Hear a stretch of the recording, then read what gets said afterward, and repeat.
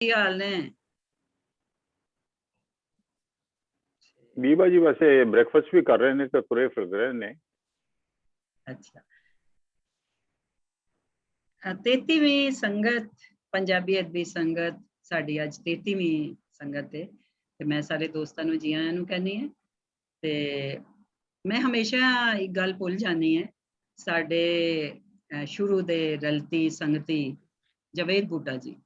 ਮੈਂ ਉਹਨਾਂ ਦੇ ਬਾਰੇ ਚ ਹਰ ਵਾਰੀ ਮੈਂ ਕਹਿੰਦੀ ਸੀ ਮੈਂ ਪੁੱਛਾਂਗੀ, ਗੱਲ ਕਰਾਂਗੀ, ਮਨਜ਼ੂਰ ਜੀ ਨੂੰ ਪੁੱਛਾਂਗੀ ਕਿ ਉਹਨਾਂ ਦਾ ਕੀ ਹਾਲ ਹੈ, ਉਹ ਕਿਉਂ ਨਹੀਂ ਆ ਰਹੇ। ਤੇ ਮੈਂ ਜ਼ੁਬੈਰ ਕੋਲੋਂ ਹੀ ਮੈਨੂੰ ਪਤਾ ਚੱਲਿਆ ਸੀ ਕਿ ਉਹਨਾਂ ਦੀ ਤਬੀਅਤ ਠੀਕ ਨਹੀਂ। ਤੇ ਮੇਰੀਆਂ ਔਰ ਸਾਡੇ ਸਾਰੇ ਸੰਗਤੀਆਂ ਦੀਆਂ ਉਹਨਾਂ ਲਈ ਬੜੀ ਦੁਆ ਹੈ ਕਿ ਉਹ ਛੇਤੀ ਸਿਹਤਯਾਬ ਹੋਣ ਤੇ ਉਹ ਸਾਡੀ ਸੰਗਤ ਜਿਹੜੀ ਹੈ ਉਹਨੂੰ ਜੁਆਇਨ ਕਰਨ। ਤੇ ਜਵੇਦ ਬੂਟਾ ਜੀ ਤੁਹਾਡੇ ਲਈ ਬਹੁਤ ਦੁਆਵਾਂ ਨੇ, ਅਸੀਂ ਤੁਹਾਨੂੰ ਮਿਸ ਕਰ ਰਹੇ ਮੈਂ।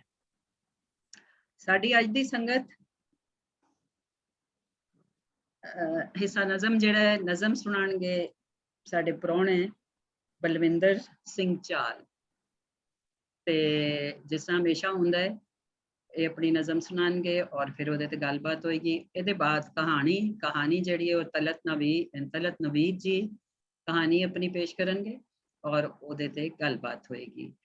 ਤੇ ਨਜ਼ਮ ਜਿਹੜੀ ਹੈ ਬਲਵਿੰਦਰ ਸਿੰਘ ਚਾਲ ਜੀ ਦੀ ਹੈ। ਬਲਵਿੰਦਰ ਸਿੰਘ ਤੁਹਾਡਾ ਬਹੁਤ ਥੈਂਕ ਯੂ, ਜੀ ਆਇਆਂ ਨੂੰ, ਸ਼ੁਕਰੀਆ।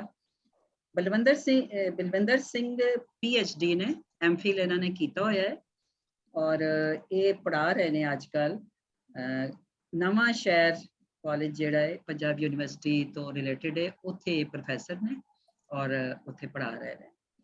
ਇਹਨਾਂ ਦੀ ਕਵਿਤਾ ਦੀ ਪਹਿਲੀ ਕਿਤਾਬ ਜਿਹੜੀ ਦਿੱਲੀ ਤੋਂ ਛਪ ਰਹੀ ਹੈ ਉਹਦਾ ਨਾਂ ਖੁਰਦਬੀਨ ਹੇਠ ਪਿਆ ਅੰਬਰ।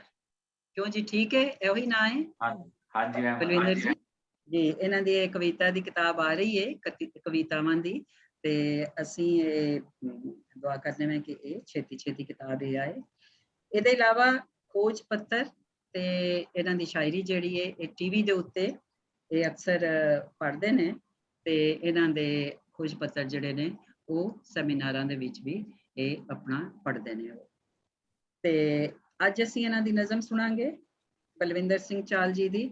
ਸਾਡੀ ਇਹ ਕੋਸ਼ਿਸ਼ ਹੁੰਦੀ ਹੈ ਕਿ ਅਸੀਂ ਆਪਣੇ ਮਾਂ ਬੋਲੀ ਵਿੱਚ ਲਿਖਣ ਵਾਲੇ ਨਵੇਂ ਲਿਖਾਰੀ ਜਿਹੜੇ ਨੇ ਉਹਨਾਂ ਨੂੰ ਮੌਕਾ ਦਈਏ ਤੇ ਉਹ ਆਪਣੀਆਂ ਸੋਹਣੀਆਂ ਜਿਹੜੀਆਂ ਨੇ ਆਪਣੀਆਂ ਕਵਿਤਾਵਾਂ ਸਾਡੇ ਅੱਗੇ ਰੱਖਣ ਔਰ ਸਾਰੇ ਉਹ ਸੁਣਨ ਤੇ ਮਜ਼ਾ ਮਾਣਨ। ਜੀ ਬਲਵਿੰਦਰ ਸਿੰਘ ਚਾਲ ਜੀ। ਹਾਂਜੀ, ਸ਼ੁਕਰੀਆ ਮੈਮ। ਮੈਂ ਇੱਕ ਕਵਿਤਾ ਰੱਖਣੀ ਹੈ ਜਾਂ ਛੋਟੀਆਂ ਦੋ ਰੱਖ ਸਕਦਾ?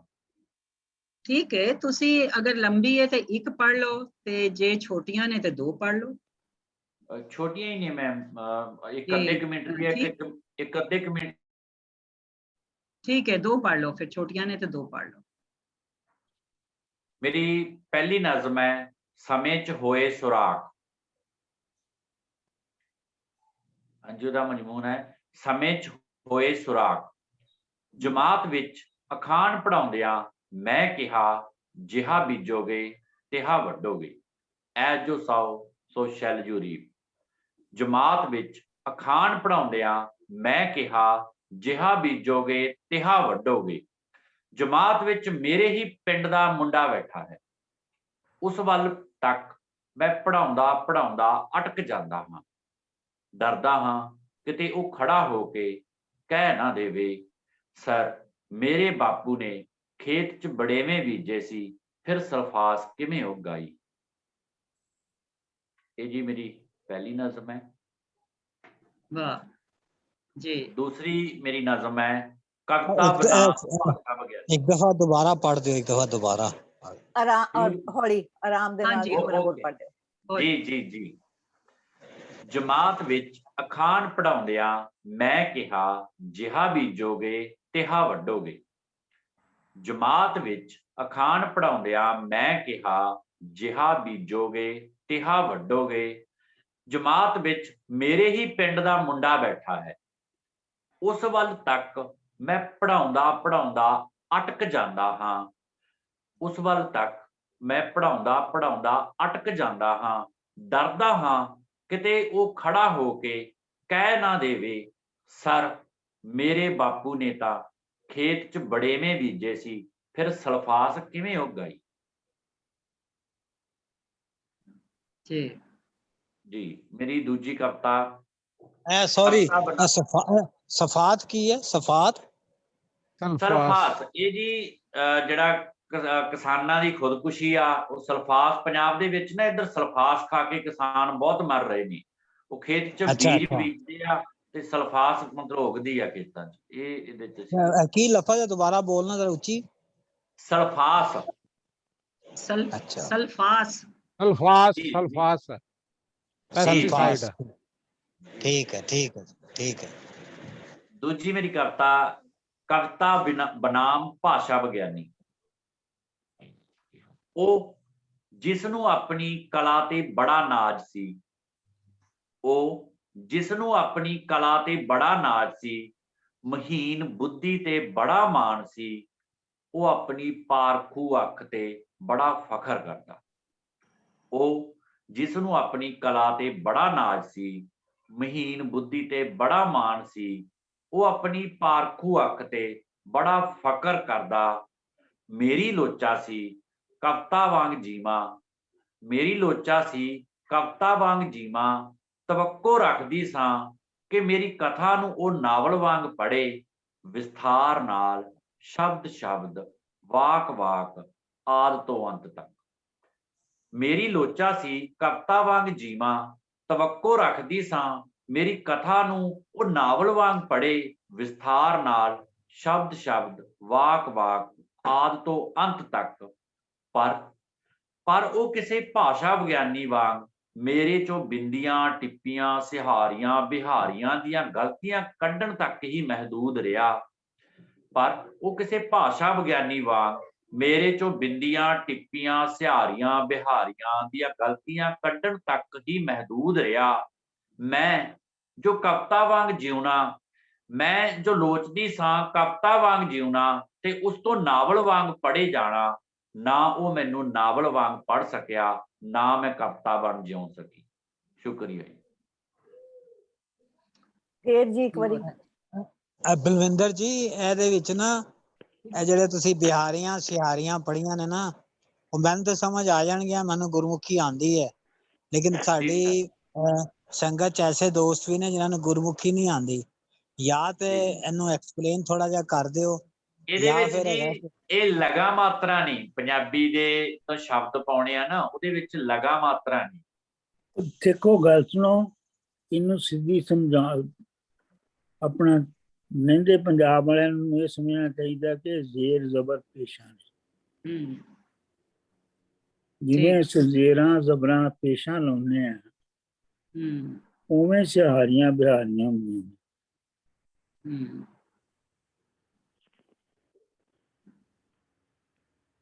ਹਾਂਜੀ ਮੇਰੀ ਕਵਿਤਾ ਪੂਰੀ ਹੋ ਗਈ। ਹਾਂਜੀ ਮੇਰੇ ਖਿਆਲ ਤੁਸੀਂ ਇੱਕ ਵਾਰੀ ਫੇਰ ਪੜੋ ਕੁਵਿਤ ਆਪਣੀ ਕਵਿਤਾ।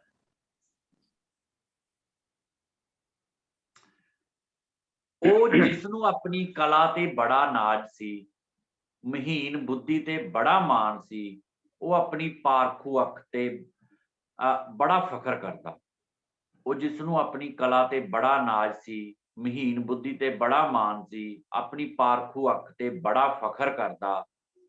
ਮੇਰੀ ਲੋਚਾ ਸੀ ਕਵਿਤਾ ਵਾਂਗ ਜੀਵਾਂ, ਤੇ ਤਵੱਕੋ ਰੱਖਦੀ ਸਾਂ ਕਿ ਮੇਰੀ ਕਥਾ ਨੂੰ ਉਹ ਨਾਵਲ ਵਾਂਗ ਪੜ੍ਹੇ, ਵਿਸਥਾਰ ਨਾਲ ਸ਼ਬਦ ਸ਼ਬਦ ਵਾਕ ਵਾਕ ਆਦਿ ਤੋਂ ਅੰਤ ਤੱਕ। ਪਰ ਉਹ ਕਿਸੇ ਭਾਸ਼ਾ ਵਿਗਿਆਨੀ ਵਾਂਗ ਮੇਰੇ ਚੋਂ ਬਿੰਦੀਆਂ ਟਿੱਪੀਆਂ ਸਿਹਾਰੀਆਂ ਬਿਹਾਰੀਆਂ ਦੀਆਂ ਗਲਤੀਆਂ ਕੱਢਣ ਤੱਕ ਹੀ ਮਹਿਦੂਦ ਰਿਹਾ।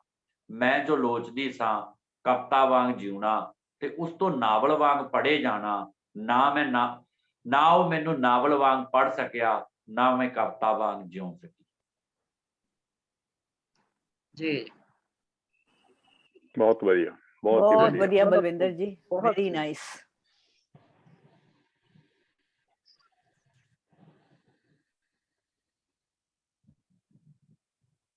ਜੀ ਹਾਂਜੀ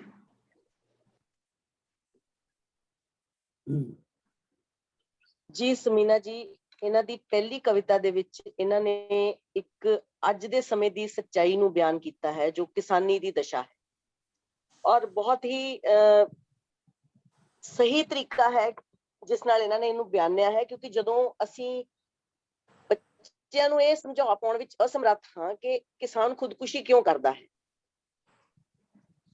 ਜਿੱਥੇ ਅਸੀਂ ਕਹਿੰਦੇ ਹਾਂ ਕਿ ਜੋ ਬੀਜੋਗੇ ਉਹੀ ਵੱਢੋਗੇ, ਜੋ ਕਰਮ ਕਰੋਗੇ ਉਹੀ ਫਲ ਮਿਲੇਗਾ, ਤੇ ਉੱਥੇ ਅਸੀਂ ਕਿਵੇਂ ਐਕਸਪਲੇਨ ਕਰਾਂਗੇ ਕਿ ਜਿਹੜੀ ਸਲਫਾਸ ਹੈ ਬੇਸਿਕਲੀ ਇੱਕ ਗੋਲੀ ਹੈ ਜਿਹੜੀ ਕਣਕ ਨੂੰ ਸੁਸਰੀ ਵਗੈਰਾ ਤੋਂ ਬਚਾਉਣ ਲਈ ਵਿੱਚ ਰੱਖੀ ਜਾਂਦੀ ਹੈ, ਤੇ ਉਹੀ ਖਾ ਕੇ ਕਿਸਾਨ ਮਰ ਜਾਂਦਾ ਹੈ। ਤਾਂ ਉਹ ਇੱਕ ਅਧਿਆਪਕ ਦੀ ਜਾਂ ਇੱਕ ਤੁਸੀਂ ਕਹਿ ਸਕਦੇ ਹੋ ਇੱਕ ਸਮਝਦਾਰ ਮਨੁੱਖ ਦੀ ਇੱਕ ਦਵੰਦ ਦੀ ਸਥਿਤੀ ਦਿਖਾਈ ਗਈ ਹੈ ਕਿ ਉਹ ਕਿਵੇਂ ਸਮਝਾਵੇ ਕਿ ਜੋ ਫਸਲ ਉਗਣੀ ਚਾਹੀਦੀ ਸੀ ਉਸ ਦੀ ਜਗ੍ਹਾ ਤੇ ਅਜਿਹੀ ਚੀਜ਼ ਕਿਉਂ ਵਰਤੀ ਜਾਂਦੀ ਹੈ ਕਿ ਉਹ ਮੌਤ ਮਿਲਦੀ ਹੈ। ਬਹੁਤ ਭਾਵਪੂਰਤ ਨਜ਼ਮ ਹੈ। ਦੂਸਰੀ ਨਜ਼ਮ ਦੇ ਵਿੱਚ ਜੋ ਮੈਨੂੰ ਲੱਗਾ ਕਿ ਇੱਕ ਇੱਛਾ ਹੈ ਪ੍ਰਵਾਹ ਨਾਲ ਜੀਣ ਦੀ, ਜਿਵੇਂ ਨਦੀ ਵਹਿੰਦੀ ਹੈ ਜਿਸ ਵਿੱਚ ਕੋਈ ਰੋਕ ਰੁਕਾਵਟ ਨਹੀਂ ਹੁੰਦੀ, ਉਹ ਆਪਣੀ ਚੱਲਦੀ ਰਹਿੰਦੀ ਹੈ, ਵਹਿੰਦੀ ਰਹਿੰਦੀ ਹੈ। ਪਰ ਇੱਕ ਭਾਸ਼ਾ ਵਿਗਿਆਨੀ ਦੀ ਇੱਕ ਬਿੰਬ ਸਿਰਜ ਕੇ ਇਹ ਦੱਸਿਆ ਗਿਆ ਹੈ ਕਿ ਜਦੋਂ ਅਸੀਂ ਉਹਦੇ ਵਿੱਚ ਲਗਾ ਮਾਤਰਾ ਜਾਂ ਕੋਈ ਨਿਯਮ ਕਾਨੂੰਨ ਦੇ ਨਾਲ ਉਹਨੂੰ ਬੰਨਣ ਲੱਗ ਜਾਂਦੇ ਹਾਂ, ਛੋਟੀ ਨੁਕਤਾਚੀਨੀ ਨਾਲ, ਤਾਂ ਉਹ ਸਾਡੀ ਜ਼ਿੰਦਗੀ ਦੇ ਪ੍ਰਵਾਹ ਨੂੰ ਕਿਤੇ ਰੋਕ ਦਿੰਦੀ ਹੈ। ਜਿਹੜਾ ਉਹਦੇ ਵਿੱਚ ਇੱਕ ਕੁਦਰਤੀ ਪ੍ਰਵਾਹ ਹੁੰਦਾ ਹੈ ਜ਼ਿੰਦਗੀ ਦਾ, ਉਹ ਰੁਕ ਜਾਂਦਾ ਹੈ ਜਦੋਂ ਅਸੀਂ ਜ਼ਿਆਦਾ ਕਿੰਤੂ ਪਰੰਤੂ ਕਰਦੇ ਹਾਂ। ਦੋਨੋਂ ਹੀ ਨਜ਼ਮਾਂ ਬਹੁਤ ਭਾਵਪੂਰਤ ਹਨ, ਔਰ ਕਿਉਂਕਿ ਛੋਟੀਆਂ ਹਨ ਇਸ ਲਈ ਬਹੁਤ ਟੂ ਦੀ ਪੁਆਇੰਟ ਹਨ ਤੇ ਬਹੁਤ ਸੋਹਣੇ ਤਰੀਕੇ ਨਾਲ ਇਹਨਾਂ ਨੇ ਨਿਭਾਇਆ ਹੈ। ਤੁਹਾਨੂੰ ਮੁਬਾਰਕਾਂ ਬਲਵਿੰਦਰ ਜੀ। ਬਹੁਤ ਸ਼ੁਕਰੀਆ ਹਰਪ੍ਰੀਤ ਜੀ। ਹਾਂਜੀ, ਕੋਈ ਹੋਰ ਦੋਸਤ?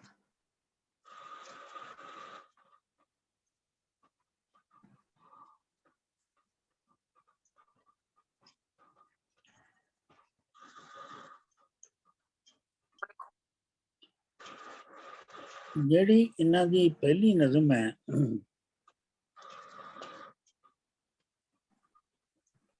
ਉਹਦੇ ਵਿੱਚ ਉਹ ਜਾਦੂ ਹੈਗਾ ਜਿਹੜਾ ਸ਼ਾਇਰੀ ਨੂੰ ਸ਼ਾਇਰੀ ਬਣਾਉਂਦਾ ਹੈ ਤੇ ਨਸਰ ਤੋਂ ਵੱਖਰਾ ਕਰਦਾ ਹੈ।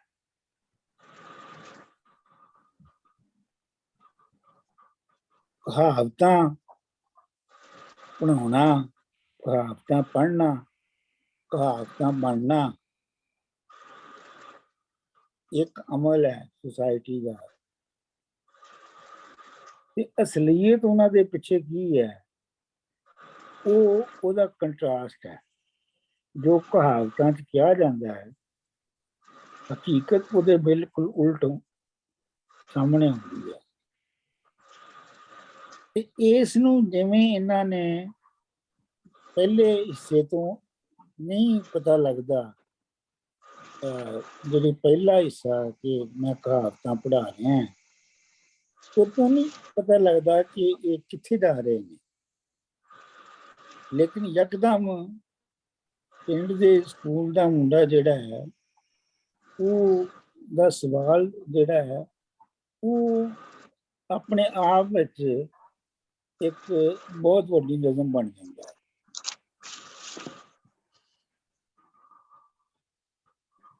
ਮੇਰਾ ਖਿਆਲ ਹੈ ਕਿ ਇਹ ਅੱਛੀਆਂ ਨਜ਼ਮਾਂ ਦੇ ਵਿੱਚ ਹੈ। ਪੰਜਾਬੀ ਨਜ਼ਮਾਂ ਦੀਆਂ ਜਿਹੜੀਆਂ ਅੱਛੀਆਂ ਨਜ਼ਮਾਂ ਹੋਣਗੀਆਂ ਉਹਨਾਂ ਵਿੱਚ ਇਹ ਸ਼ਾਮਿਲ ਹੋਵੇਗੀ।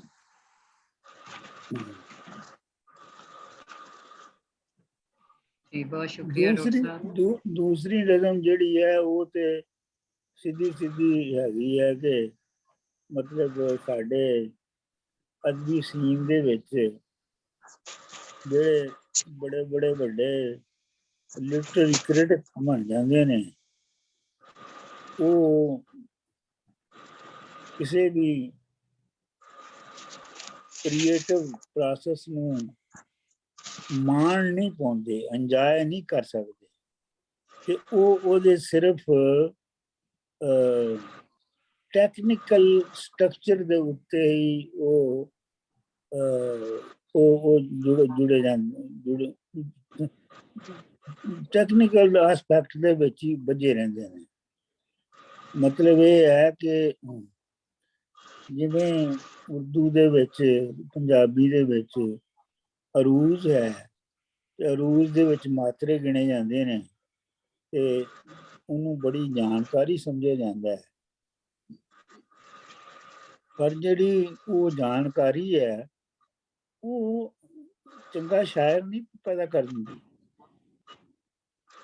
ਬਲਕਿ ਆਮ ਤੌਰ ਤੇ ਵੱਡੇ ਵੱਡੇ ਸ਼ਾਇਰਾਂ ਨੂੰ ਸ਼ਾਇਦ ਅਰੂਜ ਆਉਂਦੀ ਵੀ ਨਹੀਂ ਹੁੰਦੀ। ਪਾਕਿਸਤਾਨ 'ਚ ਮੈਨੂੰ ਪਤਾ ਮਿਸਾਲਾਂ ਨੇ ਉਹਨਾਂ ਸ਼ਾਇਰਾਂ ਦੀਆਂ ਜਿਹੜੇ ਬਹੁਤ ਅਰੂਜ ਜਾਣਦੇ ਸਨ, ਲੇਕਿਨ ਇਹ ਹੈ ਕਿ ਉਹ ਮਿਡਿਆਪਰ ਜਿਹੇ ਸ਼ਾਇਰ ਹੀ ਰਹੇ। ਤੇ ਇਹ ਜਿਹੜੀ ਜਿਹੜਾ ਟੈਕਨੀਕਲੀ ਵੀ ਜਿਹੜੀ ਨਜ਼ਮ ਦਾ ਜਾਂ ਜਿਹੜੀ ਫਾਰਮ ਵਿੱਚ ਵੀ ਤੁਸੀਂ ਲਿਖ ਰਹੇ ਹੋ, ਉਹਦਾ ਸਾਊਂਡ ਉਹਦਾ ਸਾਊਂਡ ਸਟਰਕਚਰ ਹੋਣਾ ਤੇ ਸਮਝ ਲਓ ਜ਼ਰੂਰੀ ਹੈ, ਪਰ ਉਹਦੇ ਸਿਰਫ ਉਹ ਜ਼ਰੂਰਤ ਪੂਰੀ ਹੋਣ ਨਾਲ ਉਹ ਨਜ਼ਮ ਜਾਂ ਗਜ਼ਲ ਨਹੀਂ ਹੋ ਜਾਂਦੀ। ਉਹਦੇ ਲਈ ਦਿਲ ਚਾਹੀਦਾ, ਉਹਦੇ ਲਈ ਉਹ ਇੱਛਾ ਚਾਹੀਦੀ ਹੈ ਜਿਹੜੀ ਉਸ ਕੁੜੀ ਦੀ ਗਜ਼ਲ ਵਾਂਗ ਜਾਂ ਸ਼ਾਇਰੀ ਵਾਂਗ ਜੀਣ ਦੀ ਹੈ। ਤੇ ਮੇਰਾ ਖਿਆਲ ਹੈ ਇਹ ਨਜ਼ਮ ਵੀ ਇਹਨਾਂ ਦੀ ਅੱਛੀ ਸੀ ਔਰ ਅੱਛਾ ਕੰਟਰਾਸਟ ਸੀ। ਔਰ ਜਿਹੜੇ ਕ੍ਰਿਟੀਕਲ ਜਿਹੜੇ ਟੈਕਨੀਸ਼ੀਅਨਸ ਨੇ, ਵੱਡੇ ਵੱਡੇ ਆਲਮ ਬਣੇ ਨੇ, ਉਹਨਾਂ ਦੇ ਬਾਰੇ ਵਿੱਚ ਇਹਨਾਂ ਦਾ ਕਹਿਣਾ ਸਹੀ ਸੀ।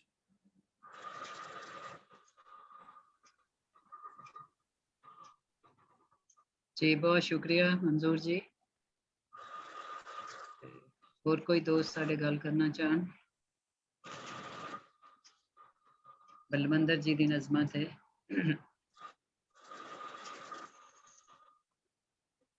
मैं थोड़ी जी गल करांगा जी। जी जरूर। हाँ जी,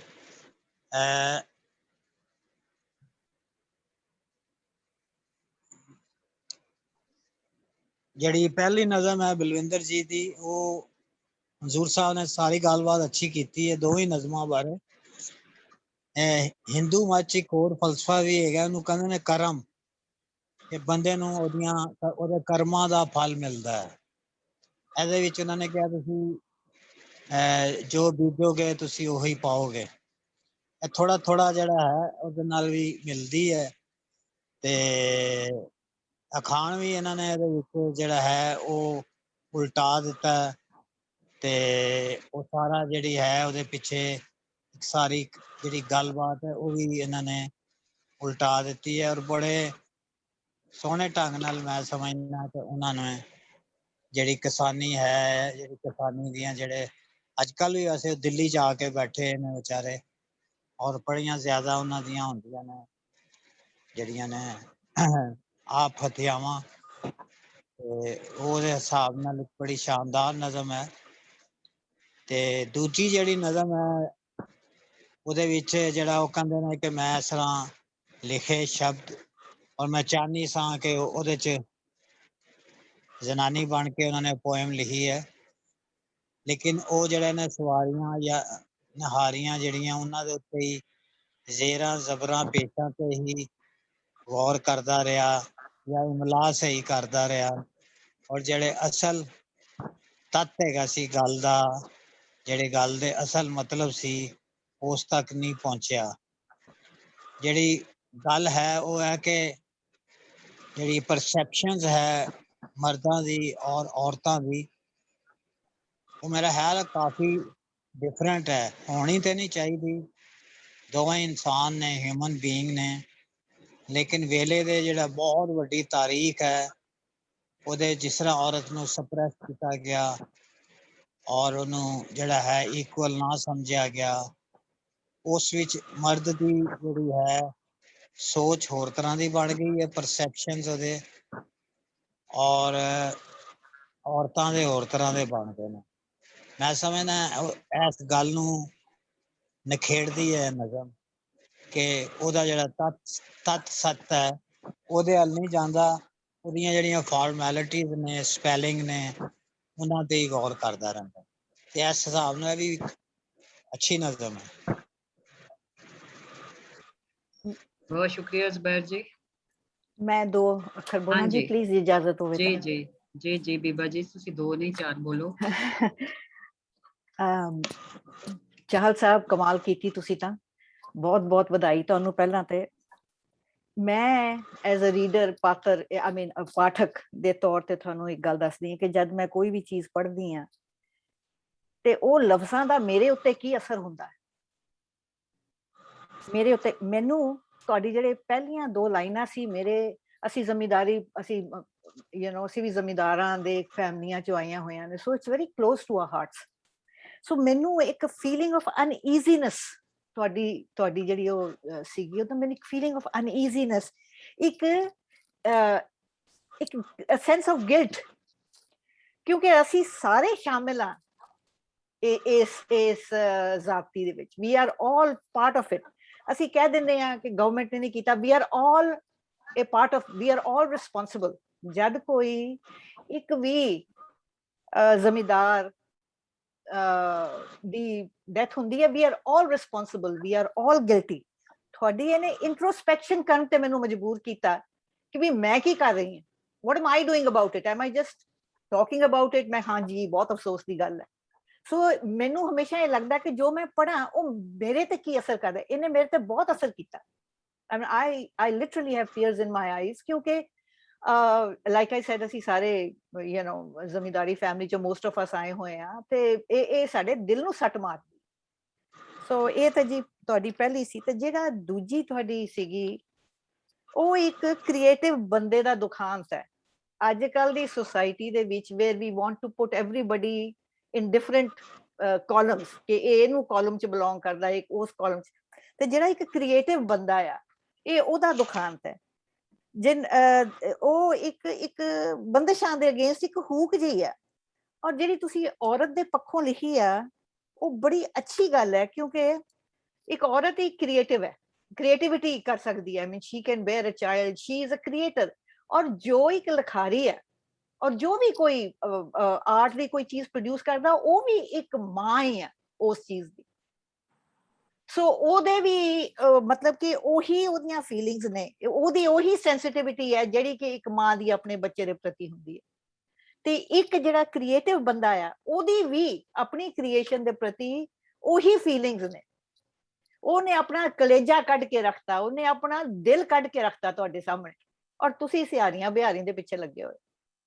ਤੁਸੀਂ ਅਗਲੇ ਦਾ ਜਜ਼ਬਾਤ ਜਿਹੜੇ ਨੇ ਉਹ ਨਹੀਂ ਸਮਝ ਰਹੇ, ਜਿਹੜੀ ਉਹ ਕਹਿਣਾ ਚਾਹ ਰਿਹਾ ਤੁਹਾਨੂੰ ਗੱਲ, ਤੁਸੀਂ ਉਹ ਸਮਝ ਹੀ ਨਹੀਂ ਰਹੇ। ਤੇ ਤੁਸੀਂ ਮਤਲਬ ਕਿ ਬੜੀ ਬੜੀ ਛੋਟੀਆਂ ਛੋਟੀਆਂ ਚੀਜ਼ਾਂ ਦੇ ਪਿੱਛੇ ਜਾਂਦੇ। ਇਹ ਕ੍ਰੀਏਟਿਵ ਬੰਦੇ ਦੀ ਦੁਖਾਂਤ ਹੈ। I am very very pleased Chahal Sahib, ਬਹੁਤ ਬਹੁਤ ਮੁਬਾਰਕ ਆਪ ਜੀ। बहुत शुक्रिया बीबा जी। ਬਹੁਤ ਵੈਸੇ ਸ਼ੁਕਰੀਆ। ਜਿਹੜੀ ਪਹਿਲੀ ਨਜ਼ਮ ਹੈ, ਉਹਦੇ ਵਿੱਚ ਜਿਹੜੇ ਆਪਣਾ ਮੁਹਾਵਰੇ ਉਹ ਪੜ੍ਹਾ ਰਹੇ ਨੇ, ਤੇ ਉਹਦਾ ਜਿਹੜਾ ਰਿਜ਼ਲਟ ਹੈ ਉਹ ਉਹਦੇ ਉਲਟ ਨਿਕਲ ਰਿਹਾ ਹੈ। ਇਹ ਸਿਰਫ ਮੈਂ ਇੱਥੇ ਸਿਰਫ ਇੰਨੀ ਗੱਲ ਐਡ ਕਰਨਾ ਚਾਹੁੰਦਾ ਕਿ ਇਹ ਸਿਰਫ ਕਿਸਾਨੀ ਤੱਕ ਮਹਦੂਦ ਨਹੀਂ ਹੈ।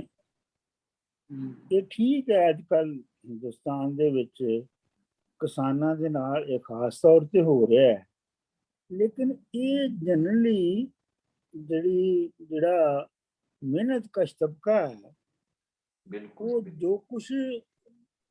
ਉਹ ਜੋ ਕੁਛ ਵੀ ਪੈਦਾ ਕਰਦਾ ਹੈ, ਜਿੰਨਾ ਵੱਧ ਪੈਦਾ ਕਰਦਾ ਹੈ ਉਨਾ ਹੀ ਬਹੁਤਾ ਗੁਲਾਮ ਹੋ ਜਾਂਦਾ ਹੈ। ਮਤਲਬ ਹੋਣਾ ਤੇ ਚਾਹੀਦਾ ਕਿ ਜੇ ਉਹ ਵੱਧ ਪੈਦਾ ਕਰੇ ਤੇ ਉਹਨੂੰ ਉਹਦਾ ਹਿੱਸਾ ਮਿਲੇ, ਇੰਨਾ ਹੁੰਦਾ ਨਹੀਂ ਹੈ।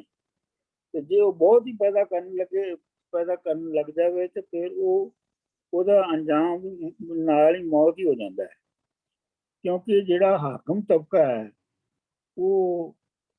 ਉਹਦੀ ਵਾਫਰ ਪੈਦਾਵਾਰ ਦੇ ਨਾਲ ਆਪਣੀ ਦਹਿਸ਼ਤ, ਆਪਣਾ ਜ਼ੋਰ ਵਧਾਉਂਦਾ ਜਾਂਦਾ ਹੈ ਔਰ ਪੈਦਾ ਕਰਨ ਵਾਲੇ ਦਾ ਹਿੱਸਾ ਘਟਾਉਂਦਾ ਜਾਂਦਾ ਹੈ। ਤੋ ਇਹ ਸਿਰਫ ਪੰਜਾਬ ਦੇ ਬਾਰੇ ਵਿੱਚ ਹੀ ਨਜ਼ਮ ਨਹੀਂ ਹੈ, ਇਹ ਯੂਨੀਵਰਸਲ ਟਰੂਥ ਹੈ। ਇਹ ਮੈਂ ਇਸ ਗੱਲ ਨੂੰ ਐਮਫਸਾਈਜ਼ ਕਰਨਾ ਚਾਹੁੰਦਾ। दूसरी नज़म के बारे विच मैनू याद आउंदा है वारिस शाह दा मिसरा, फिकरा जोड़ के खूब दुरुस्त कीता, नवा फुल गुलाब दा तोड़िया है। कि जिहड़ा फिकरा सी ओनू मैं जोड़िया है और ओनू कई बारी एडिट कीता है, लेकिन ਉਹਦੇ ਦਾ ਉਹਦੇ ਵਿੱਚ ਕਮਾਲ ਸ਼ਾਇਰੀ ਦਾ ਇਹ ਸੀ ਕਿ ਅਖੀਰ ਦੇ ਉੱਤੇ ਉਹ ਕੋਈ ਇੱਕ ਅੱਧੋ ਰਾਣੀ ਜਾਂ ਪੁੱਠੀ ਸਿੱਧੀ ਚੀਜ਼ ਨਹੀਂ ਬਣੀ, ਬਲਕਿ ਉਹਨੇ ਆਪਣਾ ਗੁਲਾਬ ਦੇ ਫੁੱਲ ਵਾਲਾ ਖੁਸ਼ਬੂ ਜਿਹੜੀ ਹੈ ਉਹ ਕਾਇਮ ਰੱਖੀ ਹੈ। ਇਹ ਜਿਹੜੇ ਦੋ ਤਰ੍ਹਾਂ ਦੇ ਰਵੱਈਏ ਨੇ बहुत सारे लोगों च। एक तो वो ने जिहड़े फिकरा जोड़ के खूब दुरुस्त करते रहंदे ने, ते दूजे वो ने जिहड़े समझते ने कि वो फुल दे गुलाब तोड़ रहे ने। वारिस शाह इत्थे कह रहा है कि फिकरा जोड़ के खूब दुरुस्त करना लाजमी है, पर वो इंज कीता जावे कि जिहड़ी क्रिएशन है फुल दे गुलाब तरह टहके महके, जिहड़ा उहदा जज्बा है वो उहदे सुनने वाले तक पहुंचे।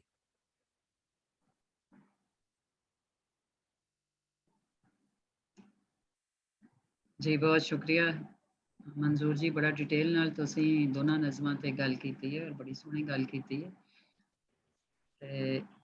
मैं थोड़ी जी गल करां जी। जी जी जी अमर जी। पहली कविता जिहड़ी आ मैनू ਉਹਦੇ ਜਿਹੜੇ ਮੁਹਾਵਰੇ ਦੀ ਅਸੀਂ ਇੰਪੋਰਟੈਂਸ ਲਈ ਜਾ ਰਹੇ ਹਾਂ ਕਿ ਮੁਹਾਵਰਾ ਜਿਹੜਾ ਇੱਕ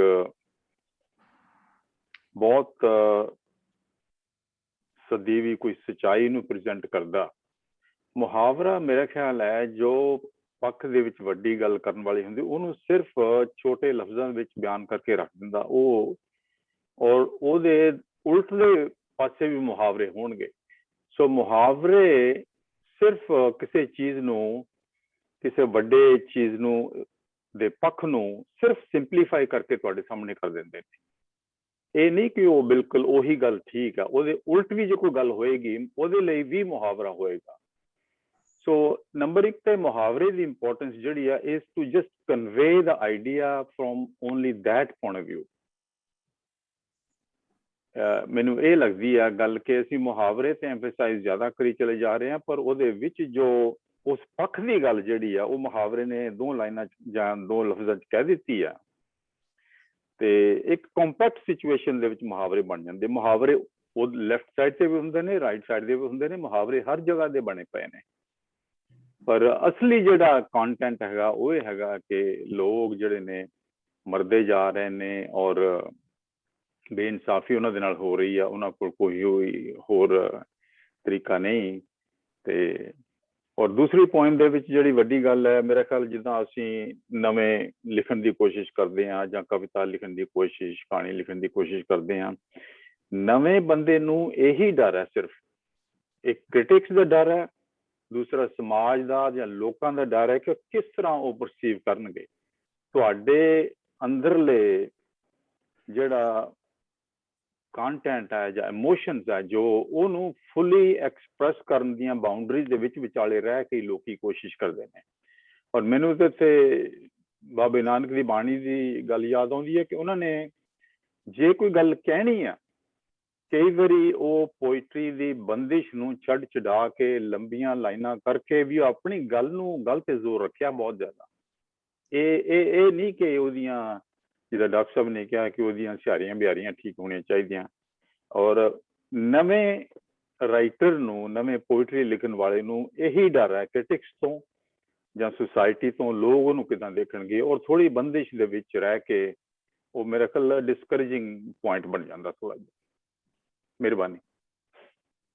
बहुत शुक्रिया अमर जी, बिल्कुल ठीक गल की तुसी। ते ਹਾਂਜੀ, ਕੋਈ ਹੋਰ ਦੋਸਤ ਗੱਲ ਕਰਨਾ ਚਾਹਣਗੇ? ਨਹੀਂ ਤੇ ਅਸੀਂ ਅੱਗੇ ਟੁਰੀਏ।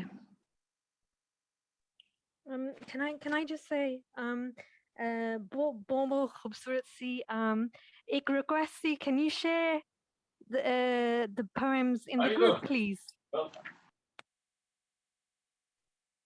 Is that possible? Because it's very beautiful. Okay okay, ਤੁਹਾਡੀ ਆਵਾਜ਼ ਮਦੀਆ ਜੀ ਵਿੱਚ ਸਮਝ ਨਹੀਂ ਸੀ ਆਈ। Oh sorry, कुछ भी समझ नहीं आई what I ਨਹੀਂ, said. ਥੋੜੀ ਬਹੁਤ Oh, ਆਈ ਹੈ, ਸਮਝ ਆਈ ਹੈ, ਲੇਕਿਨ ਵਿੱਚ okay. ਆਵਾਜ਼ ਜ਼ਰਾ ਤੁਹਾਡੀ। Oh, okay. Just a request, CK. Could you share the poems in the group, please? Because it's very beautiful. I would like to read it again. Yeah, if that's possible. Agar nahi, it's fine. Thank you. ठीक है। जुबैर साहब बस share करेंगे, है ना Zubair sir? हाँ, group कोशिश share करेंगे। कर हाँ जी, देंगे, हाँ, Amazing. share कर Thank देंगे। you. ਮਦੀਆ Thank you. ਜੀ जी ਮੈਂ ਨਾ ਉਹ ਇਹ ਗੁਰਮੁਖੀ ਚ ਹੈ ਤੇ जी. ਮੈਂ ਫਿਰ ਉਹਨੂੰ ਕਨਵਰਟ ਕਰਾਂਗਾ ਸ਼ਾਹਮੁਖੀ ਚ ਤੇ Okay. ਫਿਰ ਸ਼ੇਅਰ ਕਰਾਂਗਾ। ਗੁਰਮੁਖੀ ਆਂਦੀ ਤੁਹਾਨੂੰ? Nahi aati hai, but I use Google Translate. I rely on ਚਲੋ that a lot. ਚਲੋ ਮੈਂ ਗੁਰਮੁਖੀ ਚ ਹੀ ਲਾ ਦਾਂ, ਕੋਈ ਗੱਲ ਨਹੀਂ। Acha, ਉਹਨੇ theek ਮੈਂ hai. ਟ੍ਰਾਂਸਲੇਟ ਕਰ ਦੂੰਗਾ, ਤੁਸੀਂ ਲਾ ਦਿਓ ਗੁਰਮੁਖੀ ਚ। ਚਲੋ Ah, ਠੀਕ ਹੈ अच्छा, ਠੀਕ ਹੈ। okay. हाँ Amazing. ਮੈਂ Thank ਇਹਨਾਂ ਕੋ you. ਲੈ ਕੇ ਨਾ ਦਿਲਜੀਤ ਕੋ ਲੈ ਕੇ ਤੇ ਸ਼ੇਅਰ ਕਰ ਦਿਆਂਗਾ। ਠੀਕ ਹੈ। ਦੇਖੋ ਗੱਲ ਸੁਣੋ ਜੀ, ਮੇਰੀ ਕੰਸਟਰਕਸ਼ਨ ਵਾਲੇ ਆ ਗਏ ਨੇ ਤੇ अच्छा ਮੈਂ अच्छा ਹੁਣ ਸਿਰਫ ਆਪਣਾ ਅਮਰਜੀਤ ਨੂੰ ਬਣਾ ਦਿੰਨਾ ਇਹਦਾ अच्छा ਹੋਸਟ ਤੇ ਉਹ ਫਿਰ ਇਹਨੂੰ ਅੱਗੋਂ ਚਲਾਉਣਗੇ। अच्छा, ਤੁਸੀਂ ਠੀਕ ਹੈ, ਥੋੜੀ ਜਿਹੀ ਠੀਕ ਹੈ ਕਹਾਣੀ ਡਾਕਟਰ ਤੇ ਸਾਹਿਬ। ਸੁਣ ਲੈਂਦੇ ਡਾਕਟਰ ਸਾਹਿਬ, ਥੋੜੀ ਜਿਹੀ ਕਹਾਣੀ ਸੁਣ ਲੈਂਦੇ ਤੁਸੀਂ। ਨਹੀਂ ਹਾਂਜੀ, ਹੁਣ ਨਿਕਾਲੀ ਹੋ ਗਈ। ਅੱਛਾ। ਬਲਵਿੰਦਰ ਜੀ, ਤੁਸੀਂ ਬਹੁਤ ਅੱਛੀ ਤੁਹਾਡੀਆਂ ਦੋਨੋਂ।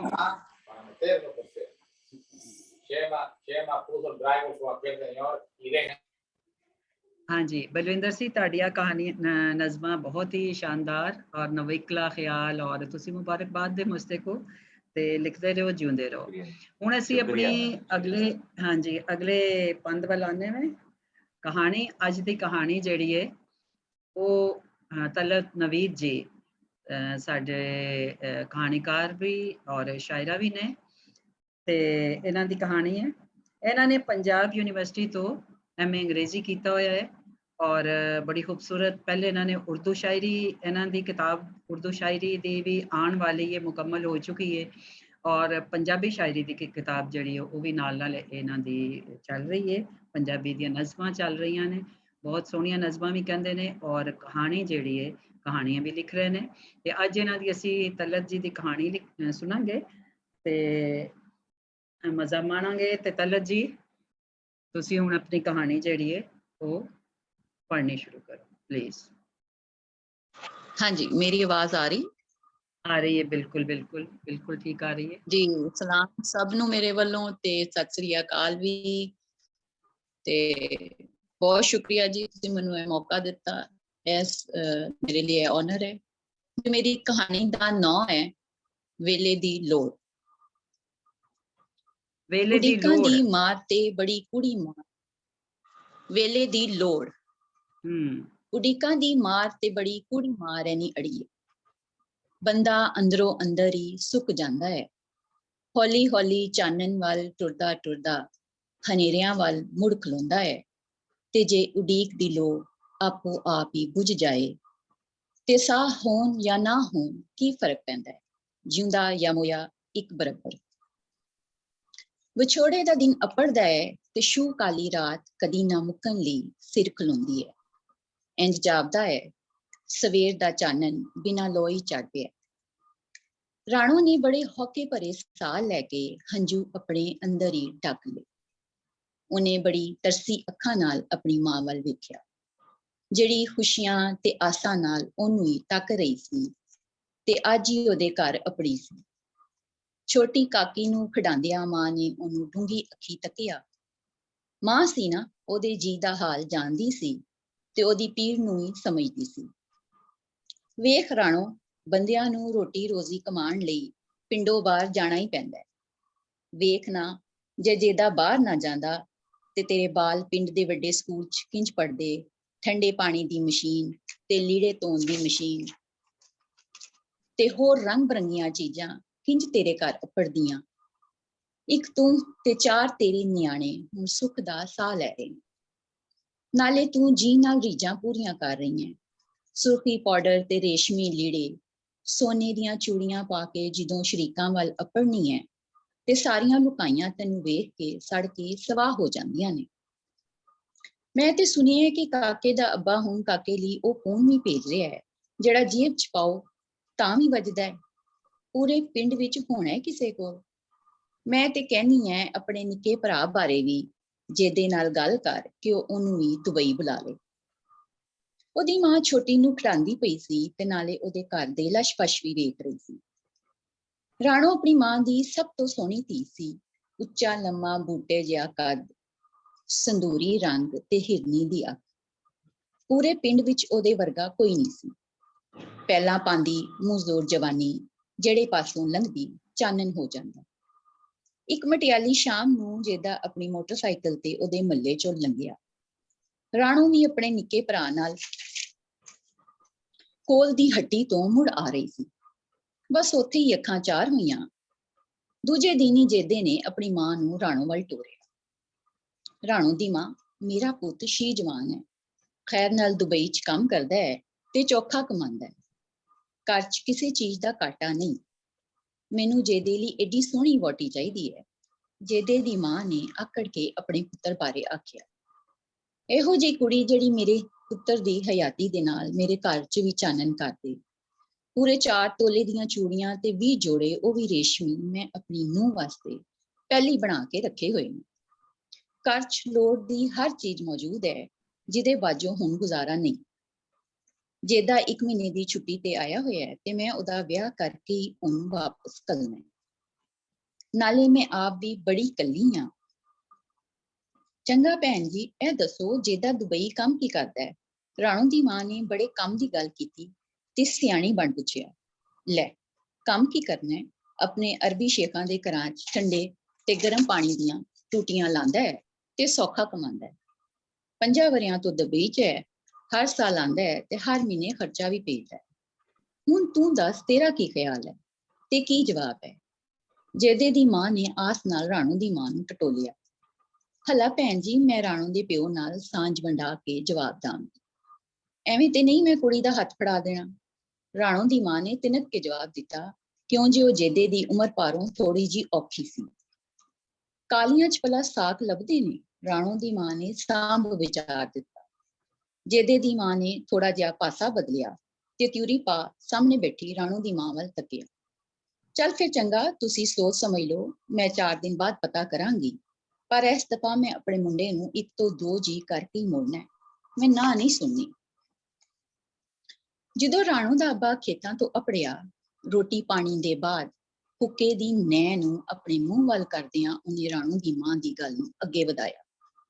ਵੇਖ ਭਲੀਏ ਲੋਕੀ, ਏਡੀ ਛੇਤੀ ਸਾਕ ਨਹੀਂ ਜੁੜਦੇ। 1 ਮਹੀਨੇ 'ਚ ਆਪਾਂ ਕੁੜੀ ਕਿੰਜ ਟੋਰ ਦਈਏ? ਰਿਸ਼ਤਾ ਲੈਣ ਤੋਂ ਓਲਾ ਹੁੰਦਾ ਹੈ। ਤੇ ਨਾਲੇ ਮੈਨੂੰ ਇੰਜ ਜਾਪਦਾ ਹੈ ਮੈਂ ਮੁੜ ਜੇਦੇ ਨੂੰ ਪਹਿਲਾਂ ਵੀ ਵੇਖਿਆ ਹੋਇਆ। ਪੱਕੀ ਉਮਰ ਦਾ ਭਾਈ ਹੈ, ਮੁੱਖ ਮਹਾਂਦਰਾ ਵੀ ਵਾਜਬੀ। ਹਾਂ, ਹੁਨਰ ਦਾ ਕੋਈ ਮੁੱਲ ਨਹੀਂ। ਇੱਥੇ ਵੀ ਪਲੰਬਰੀ ਕਰਦਾ ਸੀ ਤੇ ਵਾਹਵਾ ਕਮਾਉਂਦਾ ਸੀ ਤੇ ਉੱਥੇ ਤੇ ਸੁਣਿਆ ਪੌਂ 12 ਨੇ। ਪਰ ਏਡੀ ਛੇਤੀ ਇਹ ਕੰਮ ਨਹੀਂ ਹੋ ਸਕਦਾ। ਪੁੱਛ ਗੁੱਛ ਤੇ ਬਹੁਤ ਜ਼ਰੂਰੀ ਹੈ। ਕੰਮ ਅਕਲੀ ਦੇ ਫੈਸਲੇ ਜੀ ਦਾ ਰੋਗ ਹੁੰਦੇ ਨੇ ਤੇ ਛੇਤੀ ਦਾ ਕੰਮ ਸ਼ੈਤਾਨ ਦਾ। ਦੂਜੇ ਦਿਨ ਜਿਹੜੇ ਸਵੇਰੇ ਹੀ ਮੁੰਡੇ ਦੀ ਮਾਮੀ ਤੇ ਚਾਚੀ ਆ ਧਮਕੀਆਂ ਤੇ ਪੰਜੇ ਮਾਂ ਤੇ ਚਾਚਾ ਕਹਿੰਦੇ ਨੇ ਸਿਰ ਪਈ ਨੂੰ ਚਾਰ ਲੈਂਦਾ। ਰਾਣੋ ਦੇ ਮਾਪੇ ਵੀ ਸੋਚ ਵਿਚਾਰ ਕਰਨ ਤੇ ਮਜਬੂਰ ਹੋ ਗਏ ਤੇ ਜਦੋਂ ਦੇ ਘਰ ਪਏ ਤੇ ਉਹਦੇ ਟਸ਼ਨ ਵੇਖ ਕੇ ਚੰਗੇ ਭਲੇ ਮੁਤਾਸਿਰ। ਕੜਕੜ ਕਰਦਾ ਸ਼ਲਵਾਰ ਕੁੱਤਾ ਤੇ ਚਮਚਮਾਂਦੀ ਜੁੱਤੀ ਦੀ ਚਰਚਰ, ਖੁੱਲਾ ਅੰਨ ਪਾਣੀ ਤੇ ਭੁੰਨੀ ਕੁਕੜੀ ਦੀ ਸੇਵਾ ਨੇ ਉਹਨਾਂ ਦਾ ਮਨ ਮੋਹ ਲਿਆ। ਹੁਣ ਜੇਦੇ ਦੀ ਪੱਕੀ ਉਮਰ ਵੀ ਓਲੇ ਹੋ ਗਈ ਤੇ ਉਹਦਾ ਕਾਲਾ ਰੰਗ ਕਣਕ ਬਿਨਾ। ਘਰ ਆਂਦਿਆਂ ਨੂੰ ਉਹਨਾਂ ਦੀਆਂ ਸੋਚਾਂ ਵੀ ਬਦਲ ਗਈਆਂ। ਉਹਨਾਂ ਨੂੰ ਇਹ ਜੋੜ ਲੱਖਾਂ 'ਚੋਂ ਇੱਕ ਤੇ ਰਾਣੋ ਦਾ ਲੇਖ ਜਾਪਣ ਲੱਗਾ ਤੇ ਸੋਹਣੇ ਰੱਬ ਦਾ ਇਨਾਮ। ਮੁੰਡੇ ਦੀ ਜੇਬ ਗਰਮ ਹੋਏ ਤੇ ਲੇਖ ਆਪੋ ਹੀ ਲੱਖ ਦੇ ਹੋ ਜਾਂਦੇ ਨੇ। ਭੋਲੇ ਮਾਪਿਆਂ ਨੂੰ ਕੀ ਪਤਾ ਕਿ ਲੱਖ ਦੇ ਨਾਲ ਹੀ ਕੱਖ ਵੀ ਹੁੰਦਾ ਹੈ। ਰਾਣੋ ਦੀ ਮਾਂ ਨੇ ਕੁਝ ਇਹੋ ਜਿਹੇ ਸੁਪਨੇ ਰਾਣੋ ਦੀ ਅੱਖਾਂ 'ਚ ਭਰੇ ਕਿ ਉਹ ਸੁਪਨਿਆਂ ਦੇ ਹੰਡੋਲੇ ਝੁੱਟਣ ਲੱਗੀ। ਪਰ ਉਹਦੇ ਸੁਪਨਿਆਂ 'ਚ ਉਹ ਚੀਜ਼ਾਂ ਨਹੀਂ ਸਨ ਜਿਹੜੀਆਂ ਉਹਦੇ ਮਾਪਿਆਂ ਦੀਆਂ ਅੱਖਾਂ 'ਚ ਸੀ। ਉਹ ਤੇ ਇੱਕ ਇਹੋ ਜਿਹਾ ਹਯਾਤੀ ਦਾ ਜੋੜ ਮੰਗਦੀ ਸੀ ਜਿਹੜਾ ਉਹਨੂੰ ਥੋੜੀ ਚਿਰ ਲਈ ਪੂਰੀ ਸੱਚਾਈ ਤੋਂ ਸੁਪਨਿਆਂ 'ਚ ਲੈ ਜਾਏ, ਜਿੱਥੇ ਉਹ ਦੋਵੇਂ ਜੀ ਹੱਥ ਫੜ ਦੂਰ ਤੱਕ ਟੁਰਦੇ ਰਹਿਣ, ਜਿੱਥੇ ਬਦਲੀਆਂ ਹੋਣ, ਜਿੱਥੇ ਮੀਂਹ ਵਸੇ ਤੇ ਜਿੱਥੇ ਸਿਰਫ ਪਿਆਰ ਹੋਏ। ਜਦੋਂ ਉਹਦੀ ਮਾਂ ਨੇ ਉਹਦਾ ਮੂੰਹ ਚੁੰਮ ਕੇ ਆਖਿਆ, ਰਾਣੀਏ ਤੂੰ ਬਹੁਤ ਸੋਹਣੀ ਹੈ, ਜਿੱਦਾਂ ਤੇਰੀ ਬਹੁਤ ਕਦਰ ਕਰੇਗਾ। ਮਰਦ ਹਮੇਸ਼ ਆਪਣੀ ਸੋਹਣੀ ਵਹੁਟੀ ਨੂੰ ਤਲੀ ਦਾ ਛਾਲਾ ਬਣਾ ਕੇ ਰੱਖਦਾ ਹੈ। ਵੇਖੀ ਜਿੱਦਾਂ ਤੈਨੂੰ ਬਹੁਤ ਪਿਆਰ ਦੇਗਾ ਤੇ ਤੂੰ ਰਾਜ ਕਰੇਂਗੀ ਰਾਜ। ਪਰ ਉਹਨੂੰ ਕੋਈ ਰਾਜ, ਕੋਈ ਤਖਤ ਨਹੀਂ ਸੀ ਚਾਹੀਦਾ। ਉਹਦੇ ਦਿਲ ਦਾ ਕਾਸਾ ਤੇ ਥੋੜੇ ਜਿਹੇ ਪਿਆਰ, ਥੋੜੇ ਜਿਹੇ ਮਾਣ ਤੇ ਥੋੜੀ ਜਿਹੀ ਇੱਜ਼ਤ ਨਾਲ ਹੀ ਭਰ ਜਾਣਾ ਸੀ। ਬਹੁਤੇ ਦੀ ਤੇ ਉਹਨੂੰ ਵੀ ਸੱਦਰ ਨਹੀਂ ਸੀ। ਚੜੇ ਵਰੇ ਦੇ ਤੀਜੇ ਮਹੀਨੇ ਦੀ 10 ਤਰੀਕ ਨੂੰ ਉਹਦੇ ਵਿਆਹ ਦੇ ਦਿਨ ਮਿੱਥੇ ਗਏ ਤੇ 20 ਵਰੇ ਦੀ ਰਾਣੋ 32 ਵਰੇ ਦੇ ਸ਼ੀ ਜਵਾਨ ਨਾਲ ਅੱਖਾਂ 'ਚ ਸੁਪਨਿਆਂ ਦੀ ਡੋਰ ਸਜਾ ਕੇ ਮਾਪਿਆਂ ਤੇ ਭੈਣ ਭਰਾਵਾਂ ਨੂੰ ਛੱਡ ਆਪਣੇ ਘਰ ਟੁਰ ਗਈ, ਜਿਹੜਾ ਹੋਰੇ ਉਹਦਾ ਹੈ ਵੀ ਸੀ ਕਿ ਨਹੀਂ। ਕਹਿੰਦੇ ਨੇ ਸਵਾਣੀ ਦੇ ਦਿਲ ਦੇ ਬੂਹੇ ਨਿਕਾਹ ਦੇ 2 ਬੋਲਾਂ ਨਾਲ ਹੀ ਖੁੱਲ ਜਾਂਦੇ ਨੇ ਤੇ ਉਹ ਉਸ ਨੂੰ ਆਪਣਾ ਸਭ ਕੁਝ ਮੰਨ ਲੈਂਦੀ ਹੈ ਜਿਹੜਾ ਉਹਦੇ ਤਨ ਮਨ 'ਚ ਪਹਿਲਾਂ ਵਾਰ ਪੈਰ ਪਾਏ। ਇਹ ਅਹਿਸਾਸ ਤੇ ਛੋਟੇ ਹੁੰਦਿਆਂ ਹੀ ਉਹਦੇ ਨਾਲ ਟੁੱਟਦਾ ਹੈ ਕਿ ਉਸ ਬੰਦੇ ਦੀ ਮੰਗ ਹੈ ਜਿਹੜਾ ਉਹਦੇ ਲੇਖ ਦਿੱਤਾ ਗਿਆ। ਪਰ ਜੇ ਕਿਸੇ ਨੇ ਲੇਖ ਵੇਖੇ ਹੁੰਦੇ ਤੇ ਉਹਨਾਂ ਦੀ ਕਾਲਕ ਨੂੰ ਵੇਲੇ ਤੋਂ ਪਹਿਲਾਂ ਹੀ ਨਾ ਮਿਟਾ ਦਿੱਤਾ ਹੁੰਦਾ। ਚੜ੍ਹਦੇ ਸੂਰਜ ਦੀ ਲੌਂ ਨਾਲ ਰਾਣੋ ਦੀ ਅੱਖ ਆਪਣੇ ਨਵੇਂ ਨਵੇਕਲੇ ਮੰਜੇ ਤੇ ਖੁੱਲੀ। ਕਮਰੇ 'ਚ ਨਿੰਮਾ ਚਾਨਣ ਸੀ ਤੇ ਉਹਦਾ ਸੱਜਾ ਪਾਸਾ ਖਾਲੀ। ਰਾਤ ਦੀ ਸੁਨਹਿਰੀ ਯਾਦ ਨਾਲ ਹੀ ਉਹਦੇ ਮੁਖ ਤੇ ਲਾਲੀ ਜਿਹੀ ਆ ਗਈ। ਜਿਹਦਾ ਗਲੀ ਬਾਤੋਂ ਬਹੁਤ ਚੰਗਾ ਸੀ। ਦਿਨ ਈਦ ਤੇ ਸ਼ਬੇ ਬਰਾਤ ਵਾਂਗੂ ਛੇਤੀ ਢਲਦੇ ਗਏ। ਉਹ ਜਦੋਂ ਵੀ ਆਪਣੀ ਮਾਂ ਵੱਲ ਜਾਂਦੀ, ਉਹਦੀ ਮਾਂ ਉਹਦੀ ਜਾਂਦੀ ਕਿ ਰਾਣੋ ਵਾਹਵਾ ਖੁਸ਼ ਹੈ। ਰਾਣੋ ਵੀ ਰੰਗ ਬਰੰਗੇ ਲੀੜੇ ਲੱਤੇ ਤੇ ਸੋਨੇ ਚਾਂਦੀ ਦੀ ਚਮਕ 'ਚ ਇਹ ਭੁੱਲ ਗਈ ਕਿ ਜਿਹਦੇ ਨੇ 1 ਮਹੀਨੇ ਬਾਅਦ ਮੁੜ ਦੁਬਈ ਟੁਰ ਜਾਣਾ ਹੈ ਤੇ ਉਹਦੀਆਂ ਰਾਤਾਂ ਸਮੇਂ ਦੇ ਸਨਾਟੇ ਨਾਲ ਲੰਮੀਆਂ ਤੇ ਕਾਲੀਆਂ ਹੋ ਜਾਣੀਆਂ ਨੇ। ਜਿਹਦੇ ਮੈਂ ਤੇਰੇ ਨਾਲ ਹੀ ਦੁਬਈ ਜਾਣਾ ਹੈ, ਮੈਂ ਇੱਥੇ ਇਕੱਲੀ ਨਹੀਂ ਰਹਿਣਾ, ਮੈਂ ਇਕੱਲੀ ਨਹੀਂ ਰਹਿ ਸਕਦੀ। ਲੈ ਦੱਸ ਚੱਲੀ ਨਾ ਹੋਏ ਨਹੀਂ ਜਾ, ਬੇਬੇ ਇੱਥੇ ਇਕੱਲੀ ਹੋ ਜਾਏਗੀ। ਨਾਲੇ ਮੇਰਾ ਕੰਟਰੈਕਟ ਚੱਲ ਰਿਹਾ ਹੈ, ਮੈਨੂੰ ਜਾਣਾ ਹੀ ਪੈਣਾ ਹੈ, ਨਹੀਂ ਤੇ ਸ਼ੇਖ ਨੇ ਮੈਨੂੰ ਜੁਰਮਾਨਾ ਕਰ ਦੇਣਾ ਹੈ। ਅੱਛਾ ਚੰਗਾ, ਵੇਖ ਤੂੰ ਹੁਣ ਚਲਾ ਜਾ, ਕੁਝ ਮਹੀਨਿਆਂ ਬਾਅਦ ਆ ਜਾਈਂ, ਨੌਕਰੀ ਛੱਡ ਕੇ ਇੱਥੇ ਕੋਈ ਕੰਮ ਕਾਜ ਕਰ ਲਈ, ਆਪਾਂ ਗੁਜ਼ਾਰਾ ਕਰ ਲਾਂਗੇ। ਰਾਣੋ ਨੇ ਬੜੇ ਮਾਣ ਨਾਲ ਜੇਦੇ ਨੂੰ ਆਖਿਆ। ਜੇਦੇ ਨੇ ਵੀ ਗੱਲ ਅੱਗੇ ਪਿੱਛੇ ਕਰ ਦਿੱਤੀ। ਚੱਲ ਛੱਡ ਤੂੰ, ਮੇਰੇ ਇਹ ਦਿਨ ਖਰਾਬ ਨਾ ਕਰ, ਵੇਖਾਂਗੇ। ਕੁਝ ਦਿਨਾਂ ਬਾਅਦ ਰਾਣੋ ਨੇ ਅੱਖਾਂ 'ਚ ਹੰਝੂ ਭਰ ਫੇਰ ਉਹ ਗੱਲ ਕੀਤੀ, ਮੈਂ ਇਕੱਲੀ ਨਹੀਂ ਰਹਿਣਾ, ਮੈਂ ਨਹੀਂ ਰਹਿ ਸਕਦੀ। ਅੱਜ ਜੇਦੇ ਦਾ ਮੂਡ ਪਹਿਲਾਂ ਹੀ ਖਰਾਬ ਸੀ। ਵਿਆਹ ਦਾ ਖਰਚਾ ਤੇ ਹੋਰ ਅੱਲੇ ਤਲੱਲੇ 'ਚ ਉਹਦਾ ਬੋਝਾ ਖਾਲੀ ਹੋ ਚੁੱਕਿਆ ਸੀ ਤੇ ਨਾਲੇ ਉਹਦੀ ਮਾਂ ਨੇ ਸੁਣਾ ਦਿੱਤਾ ਸੀ ਕਿ ਉਹ ਦੁਬਈ ਅੱਪੜ ਕੇ ਬਹੁਤੇ ਪੈਸੇ ਕੱਲੇ ਕਿ ਹੁਣ ਉਹਦੀ ਸਵਾਣੀ ਦਾ ਵੀ ਖਰਚਾ ਹੋਣਾ, ਜਿਹਦੀ ਵਜ੍ਹਾ ਨਾਲ ਉਹ ਪਹਿਲਾਂ ਹੀ ਤਪਿਆ ਹੋਇਆ ਸੀ। ਜਦੋਂ ਉਹਨੇ ਰਾਣੋ ਦੀ ਅੱਖਾਂ 'ਚ ਹੰਝੂ ਵੇਖੇ ਤੇ ਉਹਦੇ ਹੱਥੋਂ ਹੀ ਉਖੜ ਗਿਆ ਤੇ ਮੋਟੀ ਜੀ ਗਾਲ ਕੱਢੀ, ਕੁੱਤੇ ਦੀ ਬੱਚੀਏ, ਨੇਸ਼ ਨਾ ਹੋਏ ਤੇ ਪਹਿਲੇ ਹੀ ਰੋਣਾ ਪਿੱਟਣਾ ਪਾ ਦਿੱਤਾ ਹੈ। ਉਸ ਰਾਤੀ ਰਾਣੋ ਨੂੰ ਇੰਝ ਲੱਗਾ ਕਿ ਉਹ ਅਸਮਾਨ ਤੋਂ ਜ਼ਮੀਨ ਤੇ ਆ ਗਈ ਹੈ। ਸੁਪਨਾ ਟੁੱਟ ਗਿਆ ਤੇ ਇੱਕ ਪੂਰੀ ਸੱਚਾਈ ਉਹਦੇ ਅੱਗੇ ਸੱਪ ਬਣ ਖਲੋਤੀ। ਉਹ ਆਪਣੇ ਮਾਪਿਓ ਦੀ ਬੜੀ ਲਾਡੋ ਸੀ, ਉਹਨੇ ਕਦੀ ਗਾਲ ਨਹੀਂ ਸੀ ਸੁਣੀ ਤੇ ਨਾ ਹੀ ਉਹਨਾਂ ਮਤਲਬ ਪਤਾ ਸੀ। ਜਿਹਦੇ ਨੇ ਮੂੰਹ ਦੂਜੇ ਪਾਸੇ ਕੀਤਾ ਤੇ ਸੌਂ ਗਿਆ, ਪਰ ਉਹ ਸਾਰੀ ਰਾਤ ਕੰਡਿਆਂ ਤੇ ਪਲਸੱਟੇ ਖਾਂਦੀ ਰਹੀ। ਸਾਰੀ ਰਾਤ ਰੋਣ ਤੋਂ ਬਾਅਦ ਸਵੇਰੇ ਉਹਦੀ ਅੱਖੀਆਂ ਸੂਈ ਬੋਟੀ ਵਾਂਗ ਰਾਤ ਦੀ ਕਹਾਣੀ ਸੁਣਾ ਰਹੀਆਂ ਸਨ। ਉਹਦੀ ਸੱਸ ਨੇ ਵੇਖ ਕੇ ਅਣਵੇਖੀ ਕਰ ਦਿੱਤੀ ਕਿ ਬੰਦੇ ਗਾਲ ਨਾ ਕੱਢਣ ਤੇ ਉਹ ਬੰਦੇ ਨਹੀਂ, ਜ਼ਨਾਨੀ ਬਣ ਜਾਂਦੇ ਨੇ। ਗਾਲ ਦਾ ਤਬਰਰਾ ਤੇ ਸਵਾਣੀ ਦੇ ਮੁਖ ਦੇ ਮਾਰ ਤੇ ਨਿਸ਼ਾਨ। ਗਾਲ ਦਾ ਤਬਰਰਾ ਤੇ ਸਵਾਣੀ ਦੇ ਮੁਖ ਤੇ ਮਾਰ ਦਾ ਨਿਸ਼ਾਨ ਉਹਨਾਂ ਦੀ ਮਰਦਾਨਗੀ ਦਾ ਟਿੱਕਾ ਹੁੰਦਾ ਹੈ। ਫਿਰ ਜਿੰਨੇ ਦਿਨ ਜੇਦਾ ਰਿਹਾ ਇਹੋ ਸਿਆਪਾ, ਕਦੀ ਪਿਆਰ ਕਦੀ ਲੜਾਈ। ਧੁੱਪ ਛਾਂ 'ਚ ਦਿਨ ਕੁਝ ਹੋਰ ਵੀ ਛੇਤੀ ਲੰਘੇ ਤੇ ਉਹਦੇ ਨਾਲ ਹੀ ਜੇਦਾ ਦੁਬਈ ਟੁਰ ਗਿਆ। ਹੁਣ ਰਾਣੋ ਸੀ ਤੇ ਕੱਲੀਆਂ ਲੰਮੀਆਂ ਕਾਲੀਆਂ ਰਾਤਾਂ। ਸਾਰਾ ਦਿਨ ਸੱਸ ਨਾਲ ਕੱਢ ਕੇ ਜਦੋਂ ਰਾਤ ਨੂੰ ਆਪਣੇ ਮੰਜੇ ਪੈਂਦੀ, ਉਹਨੂੰ ਆਪਣਾ ਇਕਲਾਪਾ ਡੰਗ ਮਾਰਦਾ। ਕਦੀ ਬੱਤੀ ਜਾਂਦੀ ਤੇ ਉਹ ਡਰ ਜਾਂਦੀ ਤੇ ਕਦੀ ਵਾਹ ਦੀ ਸ਼ੁਕਰ ਉਹਦੀ ਜਾਨ ਕੱਢ ਲੈਂਦੀ। ਹਰ ਖੜਾਕ ਤੇ ਉਹਦਾ ਦਿਲ ਹੌਲਦਾ। ਹੁਣ ਉਹਦਾ ਆਪਣੀ ਮਾਂ ਵੱਲ ਵੀ ਜੀ ਨਾ ਲੱਗਦਾ ਤੇ ਉਹ ਉੱਥੇ ਵੀ ਸ਼ੁਦਾਇਨ ਬਣ ਦੌੜਦੀ। ਕੁਝ ਦਿਨਾਂ ਬਾਅਦ ਉਹਨੂੰ ਆਪਣੇ ਅੰਦਰ ਇੱਕ ਨਵੇਂ ਜੀਅ ਦੇ ਆਉਣ ਦਾ ਸੰਦੇਸ਼ਾ ਮਿਲਿਆ। ਇਹ ਉਹ ਖੁਸ਼ੀ ਸੀ ਜਿਹੜੀ ਸਭ ਨੇ ਰੱਜ ਕੇ ਮਨਾਈ, ਦਾਦੀ, ਨਾਨਾ, ਨਾਨੀ, ਸਭ ਨੇ। ਬਸ ਉਹੀ ਇੱਕੋ ਸੀ ਜਿਹੜੀ ਖੁੱਲ ਕੇ ਖੁਸ਼ ਵੀ ਨਾ ਹੋ ਸਕੀ। ਟੈਲੀਫੋਨ ਤੇ ਉਹ ਜਦੋਂ ਵੀ ਜੇਦੇ ਨਾਲ ਗੱਲ ਕਰਦੀ, ਉਹਦੀ ਸੱਸ ਪਹਿਰੇ ਤੇ ਖਲੋ ਜਾਂਦੀ ਤੇ ਅੱਖਾਂ ਪੜ ਇੰਝ ਵੇਖਦੀ ਜਿਵੇਂ ਉਹ ਆਪਣੇ ਬੰਦੇ ਨਾਲ ਨਹੀਂ, ਗਲੀ 'ਚ ਖਲੋਤੇ ਬੰਦੇ ਨਾਲ ਗੱਲ ਕਰ ਰਹੀ ਹੈ। ਇਹ ਉਹ ਪਹਿਲੀ ਖੁਸ਼ੀ ਸੀ ਜਿਹਦੀ ਕਬਰ ਉਹਦੇ ਅੰਦਰ ਬਣੀ। ਇੰਝ ਕਿੰਨੀਆਂ ਨਿੱਕੀਆਂ ਨਿੱਕੀਆਂ ਕਬਰਾਂ ਉਹਦੇ ਸੀਨੇ ਅੰਦਰ ਬੰਦੀਆਂ ਗਈਆਂ, ਪਰ ਉਹ ਮਾਂ ਸੀ ਆਉਣ ਵਾਲੇ ਵੇਲੇ ਲਈ ਤਿਆਰ। ਪੂਰੇ 2 ਸਾਲ ਬਾਅਦ ਜਿਹਦਾ ਘਰ ਅਪੜਿਆ ਤੇ ਉਹਨੇ ਆਪਣੇ ਨਵੇਂ ਪਰੋਣੇ ਨੂੰ ਵੇਖਿਆ। ਰੱਬ ਨੇ ਉਹਨੂੰ ਪੁੱਤ ਦਿੱਤਾ ਸੀ। ਜਿਹਦਾ ਬਹੁਤ ਖੁਸ਼ ਸੀ। ਖੁਸ਼ ਤੇ ਰਾਣੋ ਵੀ ਸੀ ਕਿ ਸਵਾਣੀ ਤੇ ਪਿਆਰ ਦੇ 2 ਬੋਲਾਂ ਨਾਲ ਹੀ ਖੁਸ਼ ਹੋ ਜਾਂਦੀ ਹੈ। ਪੂਰੇ 1 ਮਹੀਨੇ ਜਿਹਦੇ ਨੇ ਆਪਣੇ ਬਾਲ ਦੇ ਚਾਅ ਵੇਖੇ, ਰਾਣੋ ਨੇ ਵੀ ਰੱਜ ਕੇ ਰੀਝ ਲਾਏ। ਪੂਰਾ ਘਰ ਕਾਕੇ ਦੀਆਂ ਚੀਜ਼ਾਂ ਨਾਲ ਭਰ ਗਿਆ। ਰਾਣੋ ਦੇ ਕਮਰੇ 'ਚ ਏਸੀ ਵੀ ਲੱਗ ਗਿਆ।